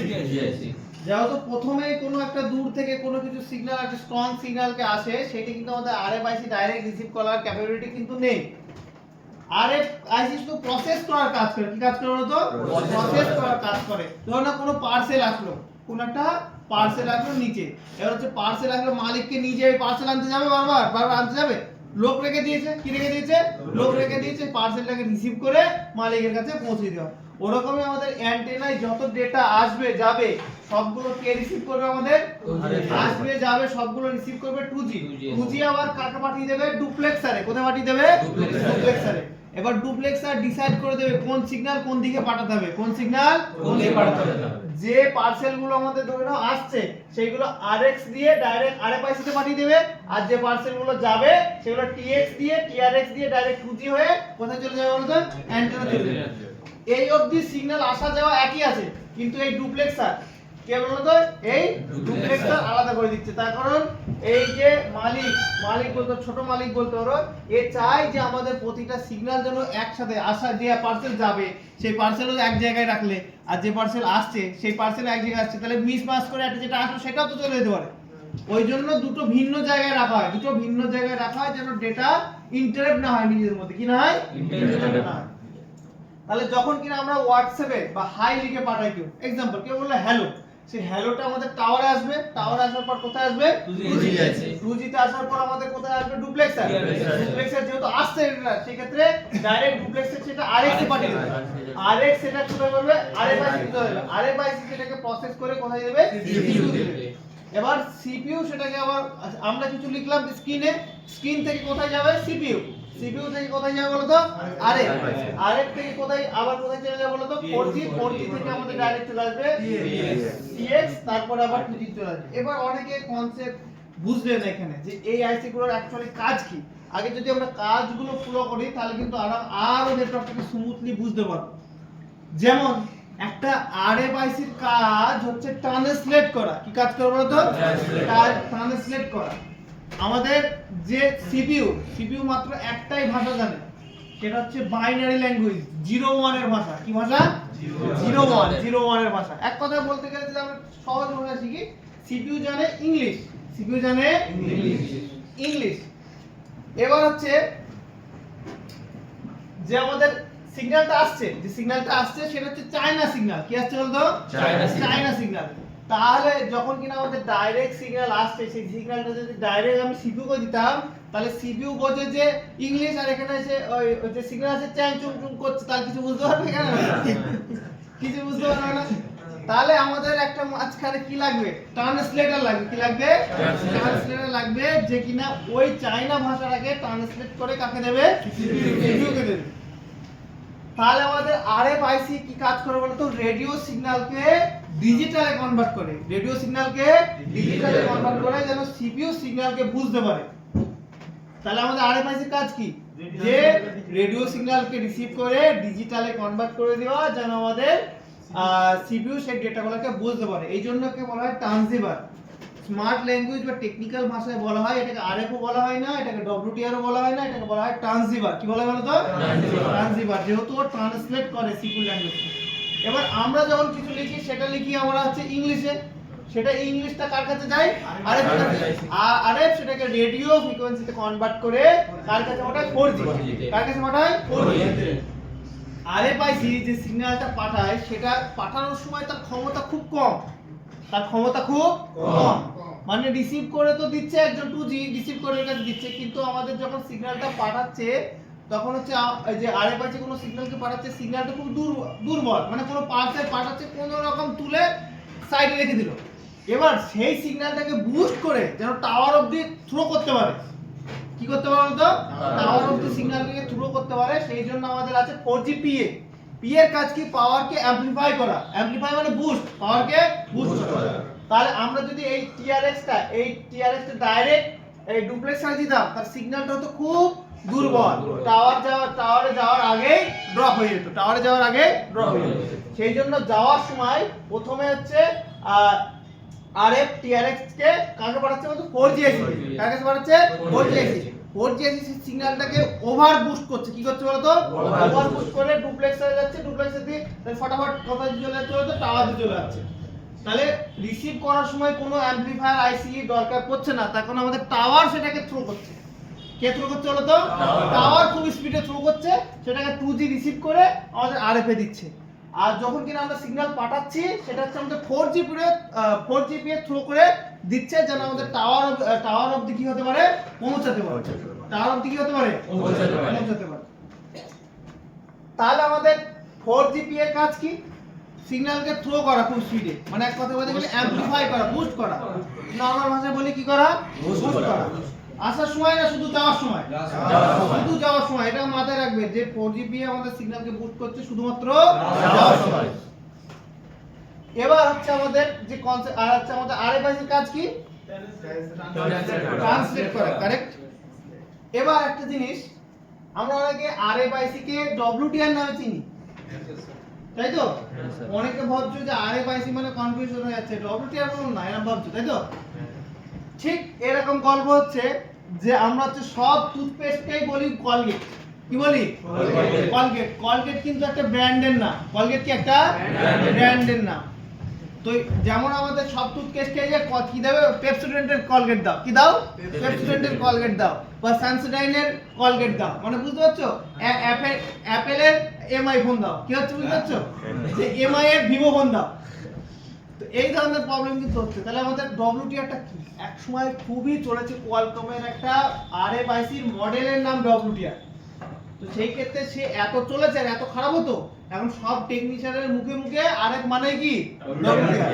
আরএফ মানে কি? ডব্লিউটিআর। কিন্তু আরএফআইসি মানে বুঝতে হবে মেন নেটওয়ার্ক আইসি, বা এটাকে বলা হয় আরএফ। যদি বলতে না পারো টেকনিক্যাল ভাষায়, স্মার্ট ভাষায় বলতে চাও, তাহলে বলবে ট্রান্সিভার। কি বলবে? ট্রান্সিভারই থাকবে। বর্ণনীয়তে কিভাবে বলো তো? যদি লেখা থাকে কোথাও, তাহলে ট্রান্সিভারই পাবে, কারেক্ট। তো যদি শর্ট টার্মে বলতে পারো আরএফ, আরএফ এর ফুল ফর্ম রেডিও ফ্রিকোয়েন্সি। তাহলে আমাদের দেখো এখানে হচ্ছে মেন কথা, সব সময় খাটতে যাকে হবে সে খারাপ হওয়ার চান্স সবথেকে বেশি। সব সময় খাটতে যাকে হবে খারাপ হওয়ার চান্সও বেশি। সব সময় আসার সময়তেও খাটছে, যাওয়ার সময়তেও খাটছে। কোন আইসি? 2G আইসি কিচ্ছু করছে না, ও ব্রেন লাগাচ্ছে না। ও পার্সেল আসছে, দাও, ও রিসিভ করে তুরন্ত ফেলে দিচ্ছে, এরকম ধরেই যাও যাও যাও যাও, এরকম। অত ব্রেন লাগাচ্ছে না। ব্রেন তো লাগাতে হচ্ছে কাকে? যে কিনা ট্রান্সলেট করে দিচ্ছে, সব কিছুকে বুঝতে হচ্ছে, বুঝে সিপিইউ কে বোঝাতে হচ্ছে। একটু ভুল হলে গন্ডগোল। তাহলে সবথেকে খাটাখাটনি কাজ থাকে আরএফআইসি। আর একটা নেটওয়ার্ক সেকশনে সবথেকে বেশি ফল্ট হয় একটা আরএফআইসি। মাথায় রাখবে, সবথেকে বেশি ফল্ট কিসে হয়? আরএফআইসি। যেহেতু কাজ করে আরএফআইসি সবথেকে বেশি, সেই ক্ষেত্রে আমাদের আরএফআইসি সবথেকে বেশি খারাপ হয়। তাহলে কোন সিগন্যালকে রিসিভ করলো কে? 2G, তারপরে রিসিভ করলো কে? ডুপ্লেক্সার, ডুপ্লেক্সার আরএফ কে দিল, আরএফ সেটাকে প্রসেস করে সিপিইউ কে দিল, সিপিইউ সেটা আমাদের ডিসপ্লেতে শো করলো বা স্পিকারে পাঠালো, যেখানে পাঠাবে। তারপরে আবার কোথায় আসবে বলো তো? আমরা যখন কোনো সিগন্যাল পাঠাবো আরএফ এর, তাহলে আরএফ থেকে সেটাকে ডাইরেক্ট ডুপ্লেক্সারে যাবে না 4G তে যাবে? 4G তে যাবে সিগন্যালকে বুস্ট হওয়ার জন্য। সিগন্যালটা বুস্ট হয়ে কোথায় আসবে? ডুপ্লেক্সার, ডুপ্লেক্সারে 2G হয় ডাইরেক্ট। তার মানে ভাবে 2G এর একটা ভাবে না যে ডাইরেক্টলি কানেক্ট আছে, 2G এর কাজ শুধু পাস। বোঝা কি জানি? হ্যাঁ স্যার। এইটা হচ্ছে একটা আমাদের 4G এর কনসেপ্ট। এটা হচ্ছে কার কনসেপ্ট বলো তো? 4G এর কনসেপ্ট। তাহলে এটা যদি আমাদের 2G হতো, কি হতো বলো তো? 2G।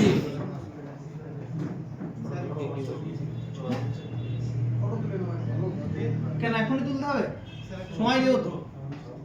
দেখো ডুপ্লেক্সার কিভাবে কাজ করছে? কোন ভোল্টেজ নাই, সিগন্যাল নাই, কিভাবে? ওটা এমন ম্যাটেরিয়াল দিয়ে তৈরি, ডুপ্লেক্সার এমন ম্যাটেরিয়াল দিয়ে তৈরি, মানে এক কথা বলতে গেলে লিকুইড টাইপের জাতীয়। যখন কিনা আমাদের সিগন্যাল আসে এমন ভাবে তৈরি, সিগন্যাল ফ্রিকোয়েন্সিটা ডিজাইনটা ভেতরে এমন যে সিগন্যাল আসা সিগন্যালটা ঠিক এইভাবে ধাক্কা লেগে ঠিক এই গলিতেই যাবে। আর যখন কিনা আমরা পাঠাবো তখন ঠিক ধাক্কা লেগে লিকুইডটি তৈরি, তো ঠিক ওই গলিতেই যাবে। ওটা একটা ইঞ্জিনিয়ারিং, ব্যাটারিন ইঞ্জিনিয়ারিং। সেই ইঞ্জিনিয়ারিং কে বুঝতে গেলে আমাদের সেই ডুপ্লেক্সার নিয়ে সারাদিন পড়াশোনা করতে হবে। তাহলে আমাদের মেন কনসেপ্টই ক্লিয়ার করা দরকার যে করছে ওর কাজই ওটা প্যাসিভ করছে। ডুপ্লেক্সার খারাপ হয় না? না, আমি তো দেখিনি যে একটা ডুপ্লেক্সার পাল্টিয়ে কোনোদিন নেটওয়ার্ক এসেছে আমার লাইনে। একটা দুটো সেট বাদে যেগুলো কিনা ডুপ্লেক্সারকে ভেঙে ফেলেছিল। আর ডুপ্লেক্সার খারাপ হলে কখনো মোবাইলে নো সার্ভিস আসবে না। কি আসবে না বলতো? নো সার্ভিস আসবে না। ডুপ্লেক্সার খারাপ হলে মোবাইলে প্রবলেম আসবে, ইমার্জেন্সি। কি আসবে? ইমার্জেন্সি। আগে আসছে প্রবলেমগুলোর কথা, যে কোথায় ছিল কনসেপ্ট। এবার ধরে নাও 4G, এবার কি নাও 4G, এই সরি 5G। 2G বাদ দিলাম, 2G কনসেপ্ট থেকে বাদ। এখনকার দিনে 2G শিখে আর লাভ নেই আমার মনে হয়।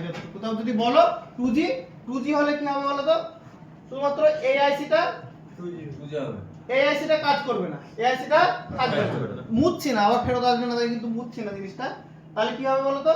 যদি আমি একটুখানি সামান্য চেঞ্জেস করে দেখাই, তাহলে এই লাইনটা একটু সরিয়ে নিই, এখন দাদা সাইডে রাখলাম, এই লাইনটাও সরিয়ে নিই।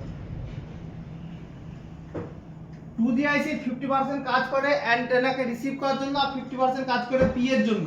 50% কাজ করে কার জন্য বলতো? পি এর জন্য। তাহলে ঠিক এইভাবে কাজ করবে। ধরে নাও পাওয়ার অ্যাম্পলিফায়ার, পিএ মানে পাওয়ার অ্যাম্পলিফায়ার। এই যে 4G PA, AP sorry audio PA নাম শুনছিলেন না? এর কাজটাও অর্ধেকে করে দেবে, এই কাজটাও অর্ধেকে করে দেবে। হ্যাঁ, এবার এই টিএক্স টা 4G তে না গিয়ে তখন কোথায় যাবে বলো তো? 2G তে যাবে। কোথায় যাবে? 2G তে যাবে। এবার হচ্ছে 2G তে গিয়ে আবার কোথায় যাবে? 2G থেকে ফেরত এসে আমাদের TX এ যাবে। কোথায় যাবে? TX এ। এখন দেখো শুধু কাজটা ডিফারেন্সটা চেঞ্জ হয়েছে, যে আমাদের আগে সিগন্যাল যে বুস্ট করছিল সেটা হচ্ছে 4G, তার জন্য সেটাকে 4G সিগন্যালকে বলা হচ্ছিল। মানে এক কথা বলতে গেলে যে আমাদের যে সিগন্যালটা যে বুস্ট করছিল মেন হচ্ছে পিএ, যে পিএ বুস্ট করবে সেই সিগন্যাল যাবে। যেমন আগে আমাদের রিসিভ করছে, আমাদের রিসিভ হওয়ার সময় 4G 2G হয়তো দেখার দরকার হয় না, রিসিভ হচ্ছে সিগন্যাল রিসিভ হওয়ার পর আগে হচ্ছে 4G দিয়ে থ্রু হচ্ছিল, তাই তারা এটাকে 4G সিগন্যাল বলছিলাম। এখন যেটা থ্রু হচ্ছে সেটা হচ্ছে কার কাছে আসছে বলতো? 2G সেই সিগন্যালটাকে কি করছে? বুস্ট করছে, বুস্ট করে কাছে দিচ্ছে TX এ যাওয়ার পর আবার এখান দিয়ে আমাদের 2G তে এসে আবার অ্যান্টেনা যাচ্ছে। যেহেতু এই সিগন্যালটা বুস্ট করছে কে? 2G, সেই জন্য এটা 2G সার্কিট। মানে সেই ক্ষেত্রে আমাদের 4G আইসিটা কোনো কাজে লাগছে না, 4G আইসিটা বাইপাস হয়ে গেল। এটা হচ্ছে 2G মোবাইল। স্যার আরেকটা ফোনে কি তাই? হ্যাঁ কিপ্যাডের কোনো জিনিস আমি বলবো না, আগে থেকে ওয়ার্নিং দিয়েছি। আই এম সরি, ওখানে লিখে দাও। তাহলে হচ্ছে এবার হচ্ছে 5G, এবার হচ্ছে কি 5G same to same concept. 5G same concept. আগে 4G টা পুরো বুঝে নেই, 4G মাথায় ঢুকিয়ে নিই, তারপরে 5G তে যাব। একসাথে যখন ইন্টারাপ্ট করিয়ে দেবো তখন সব বাউন্সার, তাই তো? তাহলে 4G টা ভালো করে আমরা ডিপলি মাথায় ঢোকাই। তাহলে এটা হচ্ছে সিগন্যাল রিসিভিং এর জন্য হলো। কি হলো বলতো? সিগন্যাল রিসিভিং হলো। কোনো भी সিগন্যাল লাইনে যদি প্রবলেম হয়, কোনো भी সিগন্যাল লাইনে যদি প্রবলেম হয়, মোবাইল যে হবে ইমার্জেন্সি নাকি নো সার্ভিস। এইটা মাথায় সেভ করে নাও। কোনো भी যদি সিগন্যাল লাইন মানে আরএফ সিগন্যাল লাইনে ফল্ট হয়, তাহলে মোবাইল হবে ইমার্জেন্সি। কি হবে? ইমার্জেন্সি। এগুলো হচ্ছে ট্রিক্স বলতে পারো, মাথায় ভালো করে সেভ করো। কোনো भी আরএফ লাইনে যদি প্রবলেম হয়, আরএফ লাইন বলতে কি কোনগুলো? অ্যান্টেনা, তারপরে হচ্ছে এই যে 2G যে আছে এই টিআরএক্স, এই লাইনে কোনো ভোল্টেজ টোল্টেজ হবে না, অনলি সিগন্যাল। ঠিক আছে? আরএফ সিগন্যাল, সিগন্যালের মধ্যে আবার এই সিগন্যালও থাকে, ওই সিরিয়াল ডেটা ক্লক, এইগুলো ডিজিটাল সিগন্যাল, এগুলো খুব গুরুত্বপূর্ণ, এগুলোর কথা বলছি না। শুধুমাত্র আরএফ সিগন্যাল এই লাইনে, এই ক্যাপাসিটর যদি উঠে যায় তাহলে মোবাইলে হতে পারে লো নেটওয়ার্ক অথবা ইমার্জেন্সি। এই ক্যাপাসিটর যদি কেটে যায় মোবাইলে হতে পারে লো নেটওয়ার্ক অথবা ইমার্জেন্সি। এই ডুপ্লেক্সার যদি ভেঙে যায় ইমার্জেন্সি। এই যদি এই কানেকশন যদি টুটে যায়, এই ক্যাপাসিটর যদি ইমার্জেন্সি, এই ক্যাপাসিটর গুলো যদি টুটে যায় ইমার্জেন্সি। তাহলে এই আরএফআইসি পিন এখান থেকে যদি বলটা থেকে নষ্ট হয়ে যায়, এই পয়েন্টে বলটা থেকে নষ্ট হয়ে যায়, তাহলে হবে ইমার্জেন্সি। কারেক্ট? তাহলে ইমার্জেন্সি হওয়ার কারণ কি কি হতে পারে বলো তো? সিগন্যাল লাইনের ডিস্টার্বিং, সিগন্যাল লাইনের ডিস্টার্বিং। সিগন্যাল লাইনে আমরা দেখব সব কম্পোনেন্ট গুলো ঠিকঠাক বসানো আছে কিনা। বেশিরভাগ ইমার্জেন্সি ধরে নাও ছিল আগেও আরএফ এর প্রবলেম, তো আমরা আরএফআইসি চেঞ্জ করতে গিয়ে অনেকে মাইক্রোস্কোপ ছাড়া করে, করতে গিয়ে ছোট্ট একটা ক্যাপাসিটর এখান থেকে ভেঙে দিল, ভেঙে গেল আর কি আয়রনে উঠে। ওই একটা ক্যাপাসিটর মোবাইলকে ইমার্জেন্সি করার জন্য কিনা, একটা ক্যাপাসিটর মোবাইলকে ইমার্জেন্সি করার জন্য কিনা। বোঝা যায়নি? তাহলে ইমার্জেন্সির জন্য কি কি চেক করব বলো তো? RF signal line, RF signal line. তাহলে যেমন কি কি?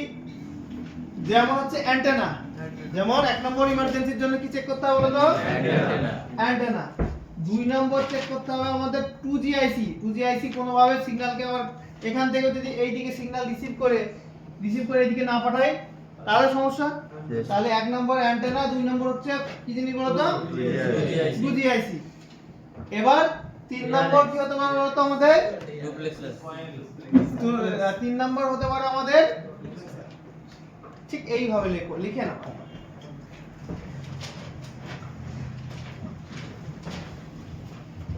ইমার্জেন্সিটা লিখিয়ে দিই, একদম কারেক্ট ভাবে লেখাবে, একটা মোবাইল ফেরত যাবে সেইভাবে লিখো, লিখবে? হ্যাঁ স্যার। প্রথমে চেক করতে হবে 1 নম্বর ইমার্জেন্সি বলে হেডিং করে দাও। ইমার্জেন্সি ট্রাবল শুটিং গুলো বলি, ইমার্জেন্সি ট্রাবল শুটিং গুলো বলি। ট্রাবল শুটিং মানে হচ্ছে সমস্যার সমাধান।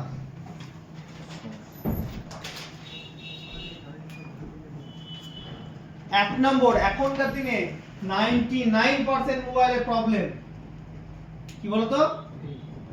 লিখে নাও এইভাবে, বাংলাতে লিখে নাও IMEI। কি লিখে বলতো?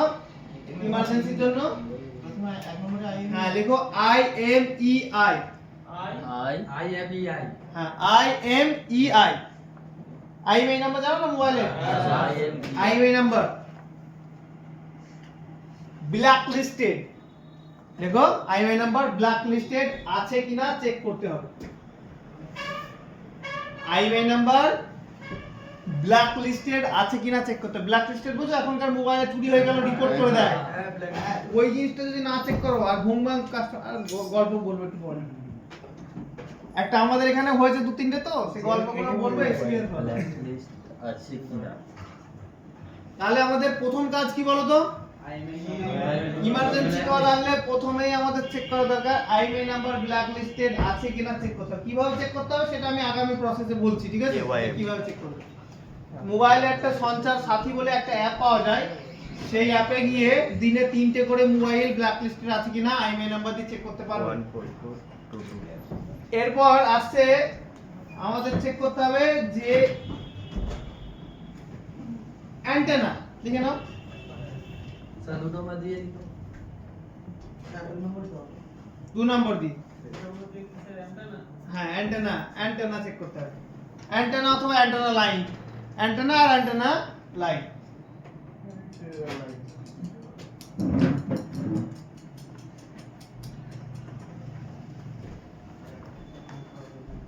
তিন নম্বর নেটওয়ার্ক সেকশনে কম্পোনেন্ট মিসিং আছে কিনা চেক করতে হবে নেটওয়ার্ক সেকশনে কম্পোনেন্ট মিসিং আছে কিনা দেখতে হবে খুব ডিপলি কিন্তু দেখতে হবে কেউ যদি ইগনোর করে একটা সামান্য ক্যাপাসিটর কিন্তু আমাদের মোবাইলে ইমার্জেন্সি করার জন্যই না খুব ডিপলি দেখতে হবে নেটওয়ার্ক সেকশনে কোনো কম্পোনেন্ট মিসিং আছে কিনা চেক করতে হবে নেটওয়ার্ক সেকশনে কোনো কম্পোনেন্ট মিসিং আছে কিনা চেক করতে হবে একদম 100% গিয়ে দেখি কম্পোনেন্ট মিস কোনো মিস্ত্রি যদি কাজ করে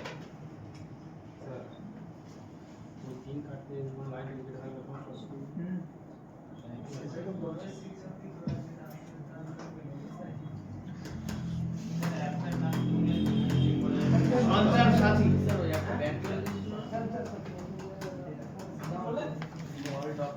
सर मैसेज है तो ये देखा जाएगा 111442 के मैसेज है এসএমএস করেও দেখা যাবে KYM KYM space IMEI number তারপর হচ্ছে 12255 এ পাঠিয়ে দিলে হয়ে যাবে স্টার নম্বর অ্যাপটার নাম হচ্ছে ফেসবুক অ্যাপটার নাম আমি বললাম তো শিখিয়ে দেবো একটু পরে চেক করা টেনশন হচ্ছে 3 নম্বরটা আমার নিজেই তো মনে হচ্ছে কম্পোনেন্ট মিস আছে কিনা চেক করতে হবে 4 নম্বর PA IC চেক করতে PA 2GPA আর 4GPA PA চেক করতে হবে PA নেটওয়ার্ক PA বা যদি কেউ লিখতে চাও 2GPA আর 4GPA চেক করতে হবে 2GPA আর 4GPA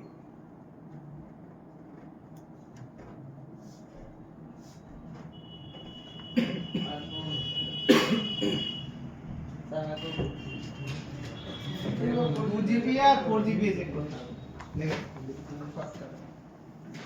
যদি 5G মোবাইল হয় 2GPA 3GPA আর 5GPA চেক করতে হবে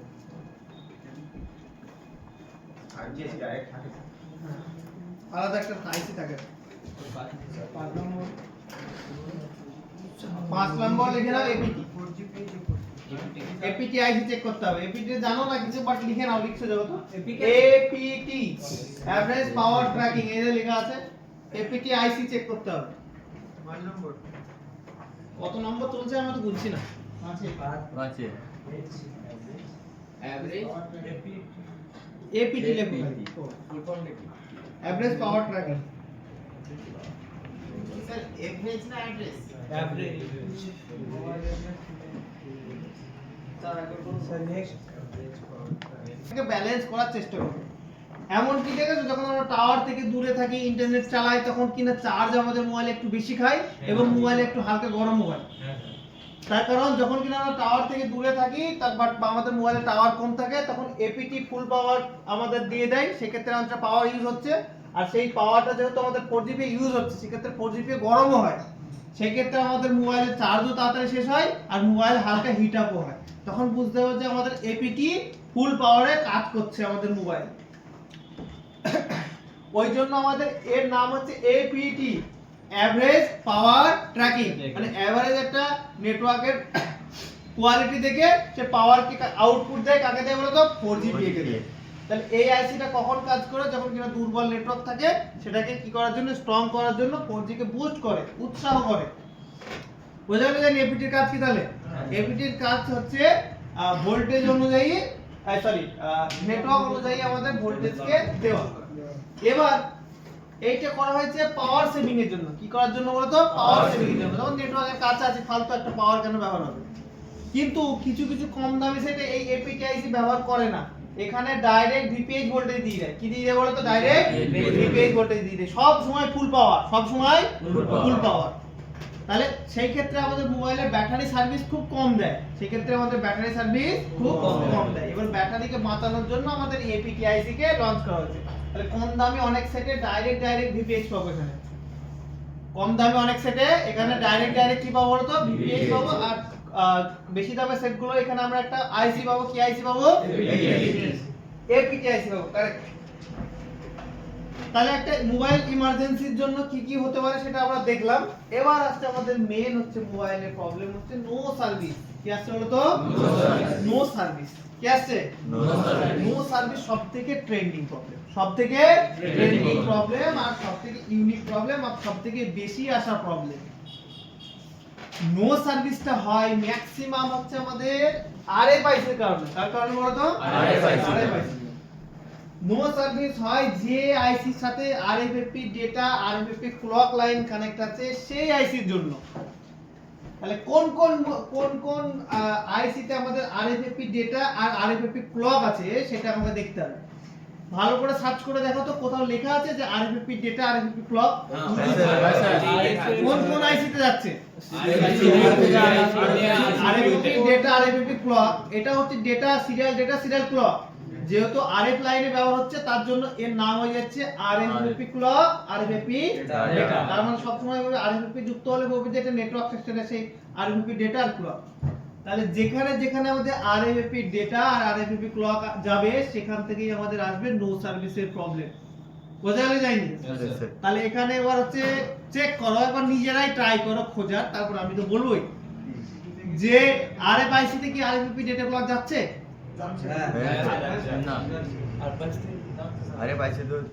আরএফআইসি তে যদি আমরা দেখি, আরএফআইসি তে কিন্তু আরএফএপি ডেটা, আরএফএপি ক্লক লাইনের সাথে কানেক্টেড আছে।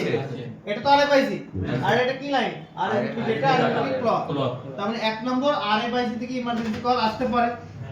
দুই নম্বর যদি দেখি এই আরএফএপি ডেটা ক্লকটা শুধুমাত্র এই আইসির জন্য ব্যবহার করা হয়েছে। আর এখানে যদি দেখি সিপিইউ থেকে আরো দুটো আরএফএপি ক্লক আর ডেটা বার হচ্ছে, সেটা গেছে 4G তে।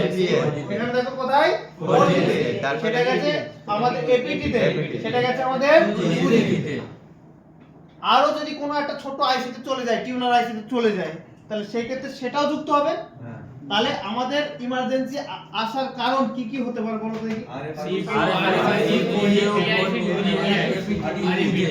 হ্যাঁ, এবার বুঝতে হবে সবথেকে বেশি যে ফল্টটা আসে সেটা হচ্ছে আমাদের আরএফ। সবথেকে বেশি যে ফল্টটা আসে সেটা হচ্ছে আমাদের আরএফ। যেহেতু সবথেকে কাজ করে কে বেশি, আরএফ। সবথেকে বেশি খারাপ হয়ে যায়, মাথা খারাপ হয়ে যায়, পাগলা হয়ে যায় আমাদের আরএফ। যেমন তাহলে আমাদের আরএফআইসি কিভাবে টেস্ট করব, কিভাবে টেস্ট করব সেই প্রসেসটা যদি দেখি, তাহলে আমাদের প্রথম যদি কোনো মোবাইল আসে সবথেকে বেশি টার্গেট হবে নো সার্ভিসের জন্য আমাদের আরএফ। তাহলে আরএফ এ আমরা কি কি চেক করব। তাহলে প্রথমে নেটওয়ার্কের শিলটা কাটলাম, নেটওয়ার্কের শিলটা কাটার পর আমরা চেক করব যে আরএফ প্রপার ভোল্টেজ পাচ্ছে কি পাচ্ছে না। যেহেতু ভোল্টেজ লাইন খারাপ হচ্ছে সবথেকে বেশি, কারেক্ট। তার হচ্ছে আমাদের ভোল্টেজ লাইন 1.8 আর 1.0 ভোল্টেজ। আরো মোবাইলে যেগুলো থাকবে একটা জায়গায় 4টে ভোল্টেজ হতে পারে, সেটা নিয়ে কোনো কষ্টের বিষয় না। কিন্তু একটা জায়গায় 4টে থাকলে আমরা একটা জায়গায় দিলাম 4 জায়গায় চেক করতে হবে। তাহলে আমাদের প্রথম চেক হবে কি, আমাদের যদি নো সার্ভিস আসে আরএফ এর ভোল্টেজ তৈরি হচ্ছে কি হচ্ছে না। তারপরে আমাদের যদি আরএফ এর ভোল্টেজ তৈরি হয় তারপরেও আসছে না, তাহলে আমাদের আরএফ সবথেকে বেশি খারাপ হয়। কি হয় বলতো, আরএফ সবথেকে বেশি খারাপ হয়। সেক্ষেত্রে আমরা আরএফটা একবার টেস্টেড আরএফ রিপ্লেস করে দেব। কি করব বলতো, রিপ্লেস করে দেব। এখান থেকে 90% প্রবলেম সলভ হয়ে যাবে। এখান থেকে 90% প্রবলেম। তারপরেও কিছু কিছু সেট আছে হয় না, কেন হয় না সেগুলো আমরা আলোচনা করব। এবার গল্প হচ্ছে, ধরে নাও এখানে ভোল্টেজ পাচ্ছ না, বেশিরভাগ এইটা হবে যে ভোল্টেজ পাবে না। কি পাবে না, ভোল্টেজ পাবে না। 1.8 আর 1.0 ভোল্টেজ পাবে না। আরে তাহলে হচ্ছে বেশিরভাগ যে প্রবলেমটা হবে ভোল্টেজ পাবে না। ভোল্টেজ না পারলে কিসের প্রবলেম, এখানে যদি ভোল্টেজ না পাই তাহলে কিসের প্রবলেম, তাহলে আমি বলছি যতবার আমরা নেটওয়ার্ক চেক করব, নেটওয়ার্ক চেক করার সময় দেখবো যে ভোল্টেজের বেশিরভাগ মিস হওয়ার চান্স বেশি। তাহলে সবথেকে বেশি খারাপ হওয়ার চান্স কোনটা, আরএফআইসি। আরএফআইসি ভোল্টেজ না দিলে আরএফআইসি দোষ না, আরএফআইসি ঠিকই তো রহো। এদিক ওদিক করছে কেন, আরএফআইসি স্যার বুঝতে পারেনি। শোনো ভালো করে, এখানে যদি ভোল্টেজ না পাও ভোল্টেজ এসেছে কোথা থেকে? Power IC থেকে। পাওয়ার আইসি থেকে এসেছে, কারেক্ট? হ্যাঁ। হ্যাঁ কি না? হ্যাঁ। তাহলে টেকনিক্যালি একজন কি ভাববে যদি ওখানে ভোল্টেজ যদি না পায়, এখানে যদি ভোল্টেজ না পায়। না পায় তাহলে পাওয়ার আইসি খারাপ, ভোল্টেজ দিচ্ছে কে? Power IC। আর এক হতে পারে যে এই লাইনে কোনো ক্যাপাসিটর থাকবে গ্রাউন্ডের সাথে শর্ট হয়ে গেছে, তাহলে শর্ট হয়ে গেলে আমরা ভোল্টেজ পাবো না। Yes, sir. এবার গল্প হচ্ছে আমার বক্তব্য যদি এখানে ভোল্টেজ না পাই তাহলেও প্রবলেম হচ্ছে আরএফআইসি। কেন স্যার? কি করে বলো তো সেটা? ভোল্টেজ এই লাইনে ভোল্টেজ নেই, ভোল্টেজ দিচ্ছে আরএফআইসি আর আমি সরি পাওয়ার আইসি, Power IC। আর আমি বলছি এখানে ভোল্টেজ নেই, প্রবলেম আরএফআইসি।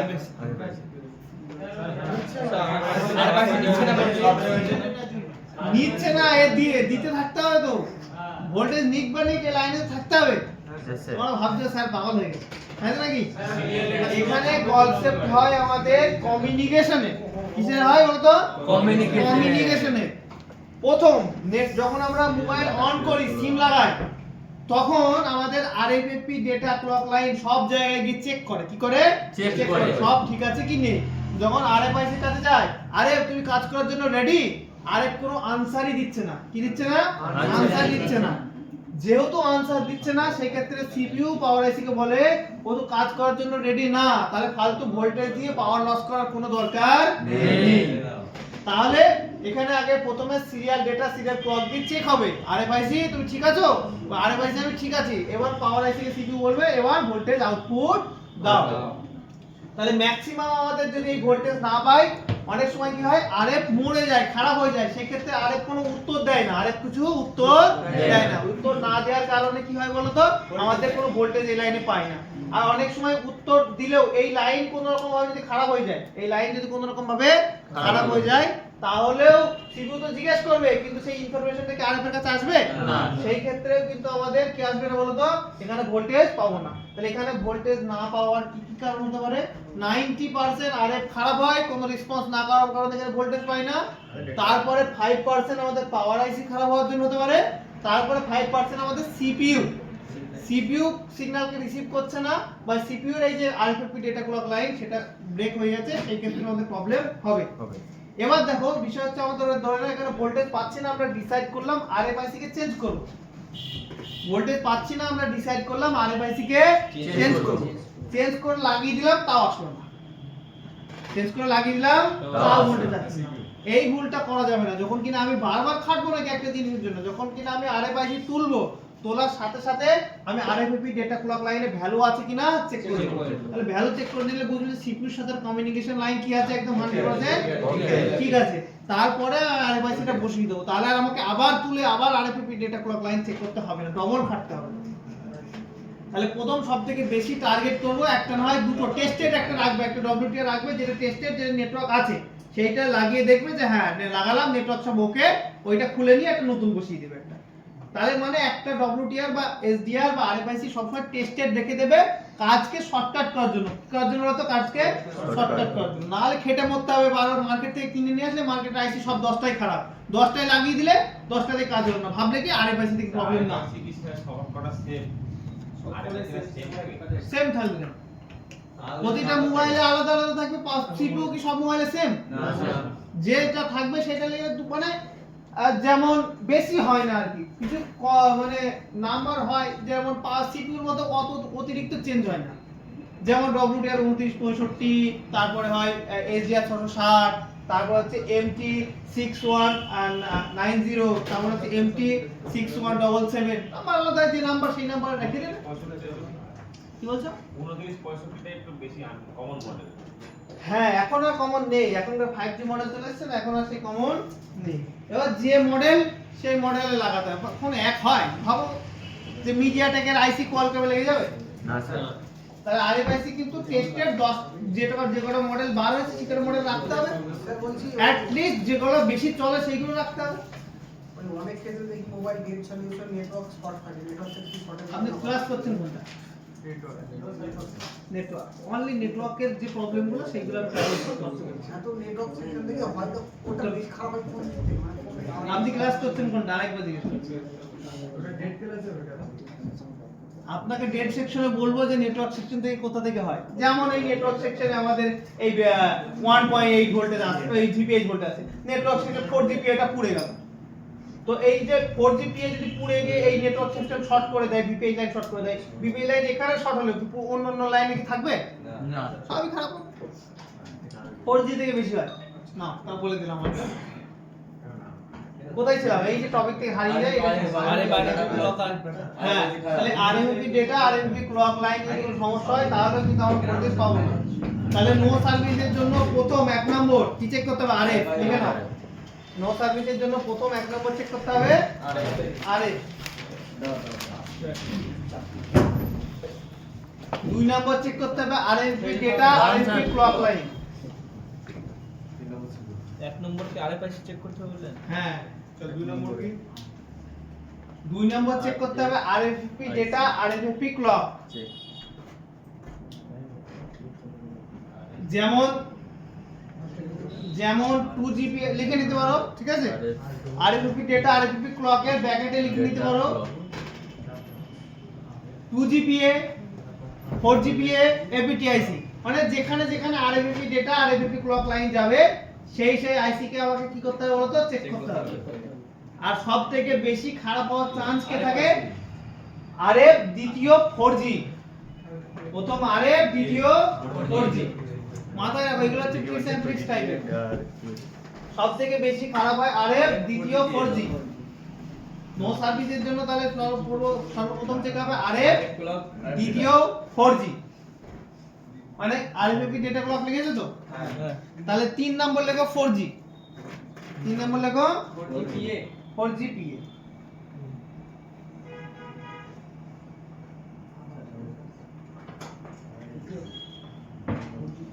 4 নম্বর স্যার? 4 নম্বর লেখো 2G। 4G এর সাথে 4G প্লাস APT দিয়ে দেবে, তার মানে এর জোড়া তো, এর জোড়া তো 4G প্লাস APT টার সাথে দিয়ে দেবে। সিপিইউ লাস্টে হ্যাঁ, সিপিইউ থেকেও হবে।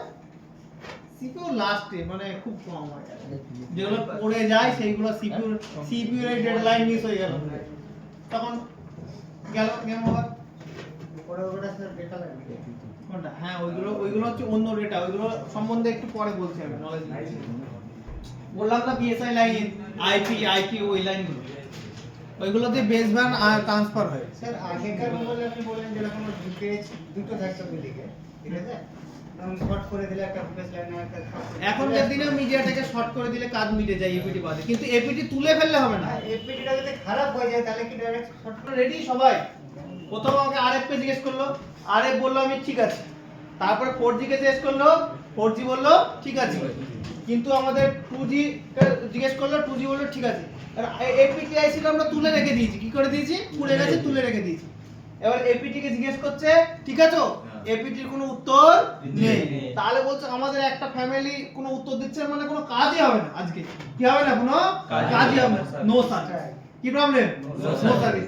আইসি যদি তুলেও ফেলো কোনো একটা, যে আইসিতে সিরিয়াল ডেটা ক্লক থাকবে, যে কোনো আইসি যদি একটা তুলেও ফেলো, instant no service, ready off হয়ে যাবে। কি হয়ে যাবে বলো তো? Instant no service. কাজ করুক না করুক থাকার লাগবে, কাজ করুক বা না করুক থাকার লাগবে। ধরে নাও ভাবছো যে এই ভিপিএ ভোল্টেজ নেই, ভিপিএস থেকে বাইপাস করে দাও, বাইপাস করো, কিন্তু এ যেন থাকে। কি করে? এ থাকে, একে তুলে ফেলে বাইপাস করলে হবে না। তাহলে যেমন আমাদের স্যামসং এর ক্ষেত্রে একটা টিউনার আইসি সাববোর্ডে যায়, তাতেও থাকে সিরিয়াল ডেটা, সিরিয়াল ক্লক। এবার কোনো কারণে কানেক্টর ভেঙে গেল বা কিছু সাববোর্ড পাল্টালে, কিছু করলে, সেই ক্ষেত্রে কি হবে? যখন কিনা সাববোর্ড পাল্টালে এবার সিপিইউ সেই টিউনার আইসির কাছে জিজ্ঞেস করছে আছো নাকি, কোনো উত্তর নেই। সিপিইউ ইনস্ট্যান্ট বলবে কোনো কাজ হবে না, ফুল বন্ধ। কি হবে বলো তো? ফুল ধর্মঘট হয় তো, স্ট্রাইক হয়ে যাবে, অবরোধে নেমে যাবে। তাহলে কোনো আইসি যদি মিসিং থাকে, যেটা কিনা সিরিয়াল ডেটা ক্লক আছে, সেই ক্ষেত্রে কি প্রবলেম আসবে? No service. বোঝা যায়নি? মাথায় একদম ঢুকিয়ে নাও যে আইসিতে সিরিয়াল ডেটা ক্লক আছে সেই আইসি থেকে আমাদের নো সার্ভিস আসবে। কাজ করুক না করুক আমাদের কি করতে হবে? সবাই রাখতে হবে। কাজ করুক না করুক থাকতে হবে। যদি কেউ না থাকে তাহলে ইনস্ট্যান্টলি নো সার্ভিস। কেউ ভাবছো যে আমি 4G আইসি তুলে দেবো, 2G নেটওয়ার্ক তো থাকবে? কেউ কি ভেবেছিল নাকি যে 4G আইসি তুলে দেবো তাও তো 2G নেটওয়ার্ক তো থাকার কথা? এখন কি ভাবছো আর না স্যার ভাবা বন্ধ হয়ে গেছে তো ঠিক আছে, কিন্তু ভাবা বন্ধ করে দাও। তাহলে আমাদের এমন ভাবছো নাকি 2G IC তুলে দাও 4G নেটওয়ার্ক থাকবে না, ভাবা বন্ধ করে দাও। ফ্যামিলিতে একজন মিসিং করলে ধর্মঘট, কোনো কাজ হবে না। তাহলে নো সার্ভিসের জন্য বিষয়টা বুঝলে কি কি দরকার, যেখানে যেখানে RFFP ডেটা RFFP ক্লক সেখানে সেখানে আমাদের কাজ করতে হবে নো সার্ভিসের জন্য। আর বেশিরভাগ 90% যে প্রবলেমটা হবে সেটা হচ্ছে RF, কোথায় হবে RF।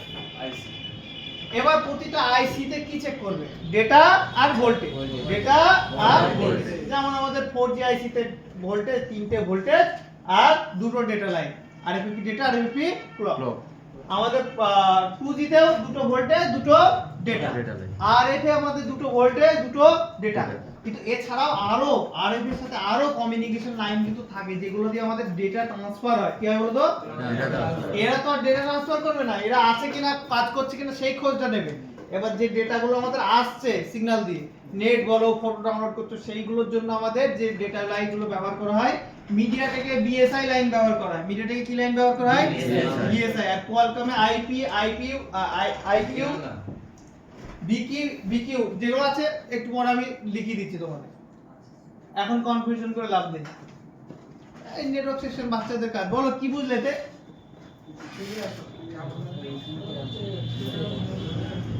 emergency হলে DRX আর NP বলো emergency line খারাপ হলে ইমার্জেন্সি হলে খাতা আছে, কিছু লিখছো? ফটো তুলে নাও কারোর সাথে। যেমন বলো ইমার্জেন্সির জন্য কি কি বলো তো একবার দেখো, এটা সবাই জানে। আইএমআই নাম্বার ব্ল্যাক লিস্টের আছে কিনা একদম শর্টে লিখিয়ে দিয়েছি। অ্যান্টেনা লাইন চেক করতে হবে।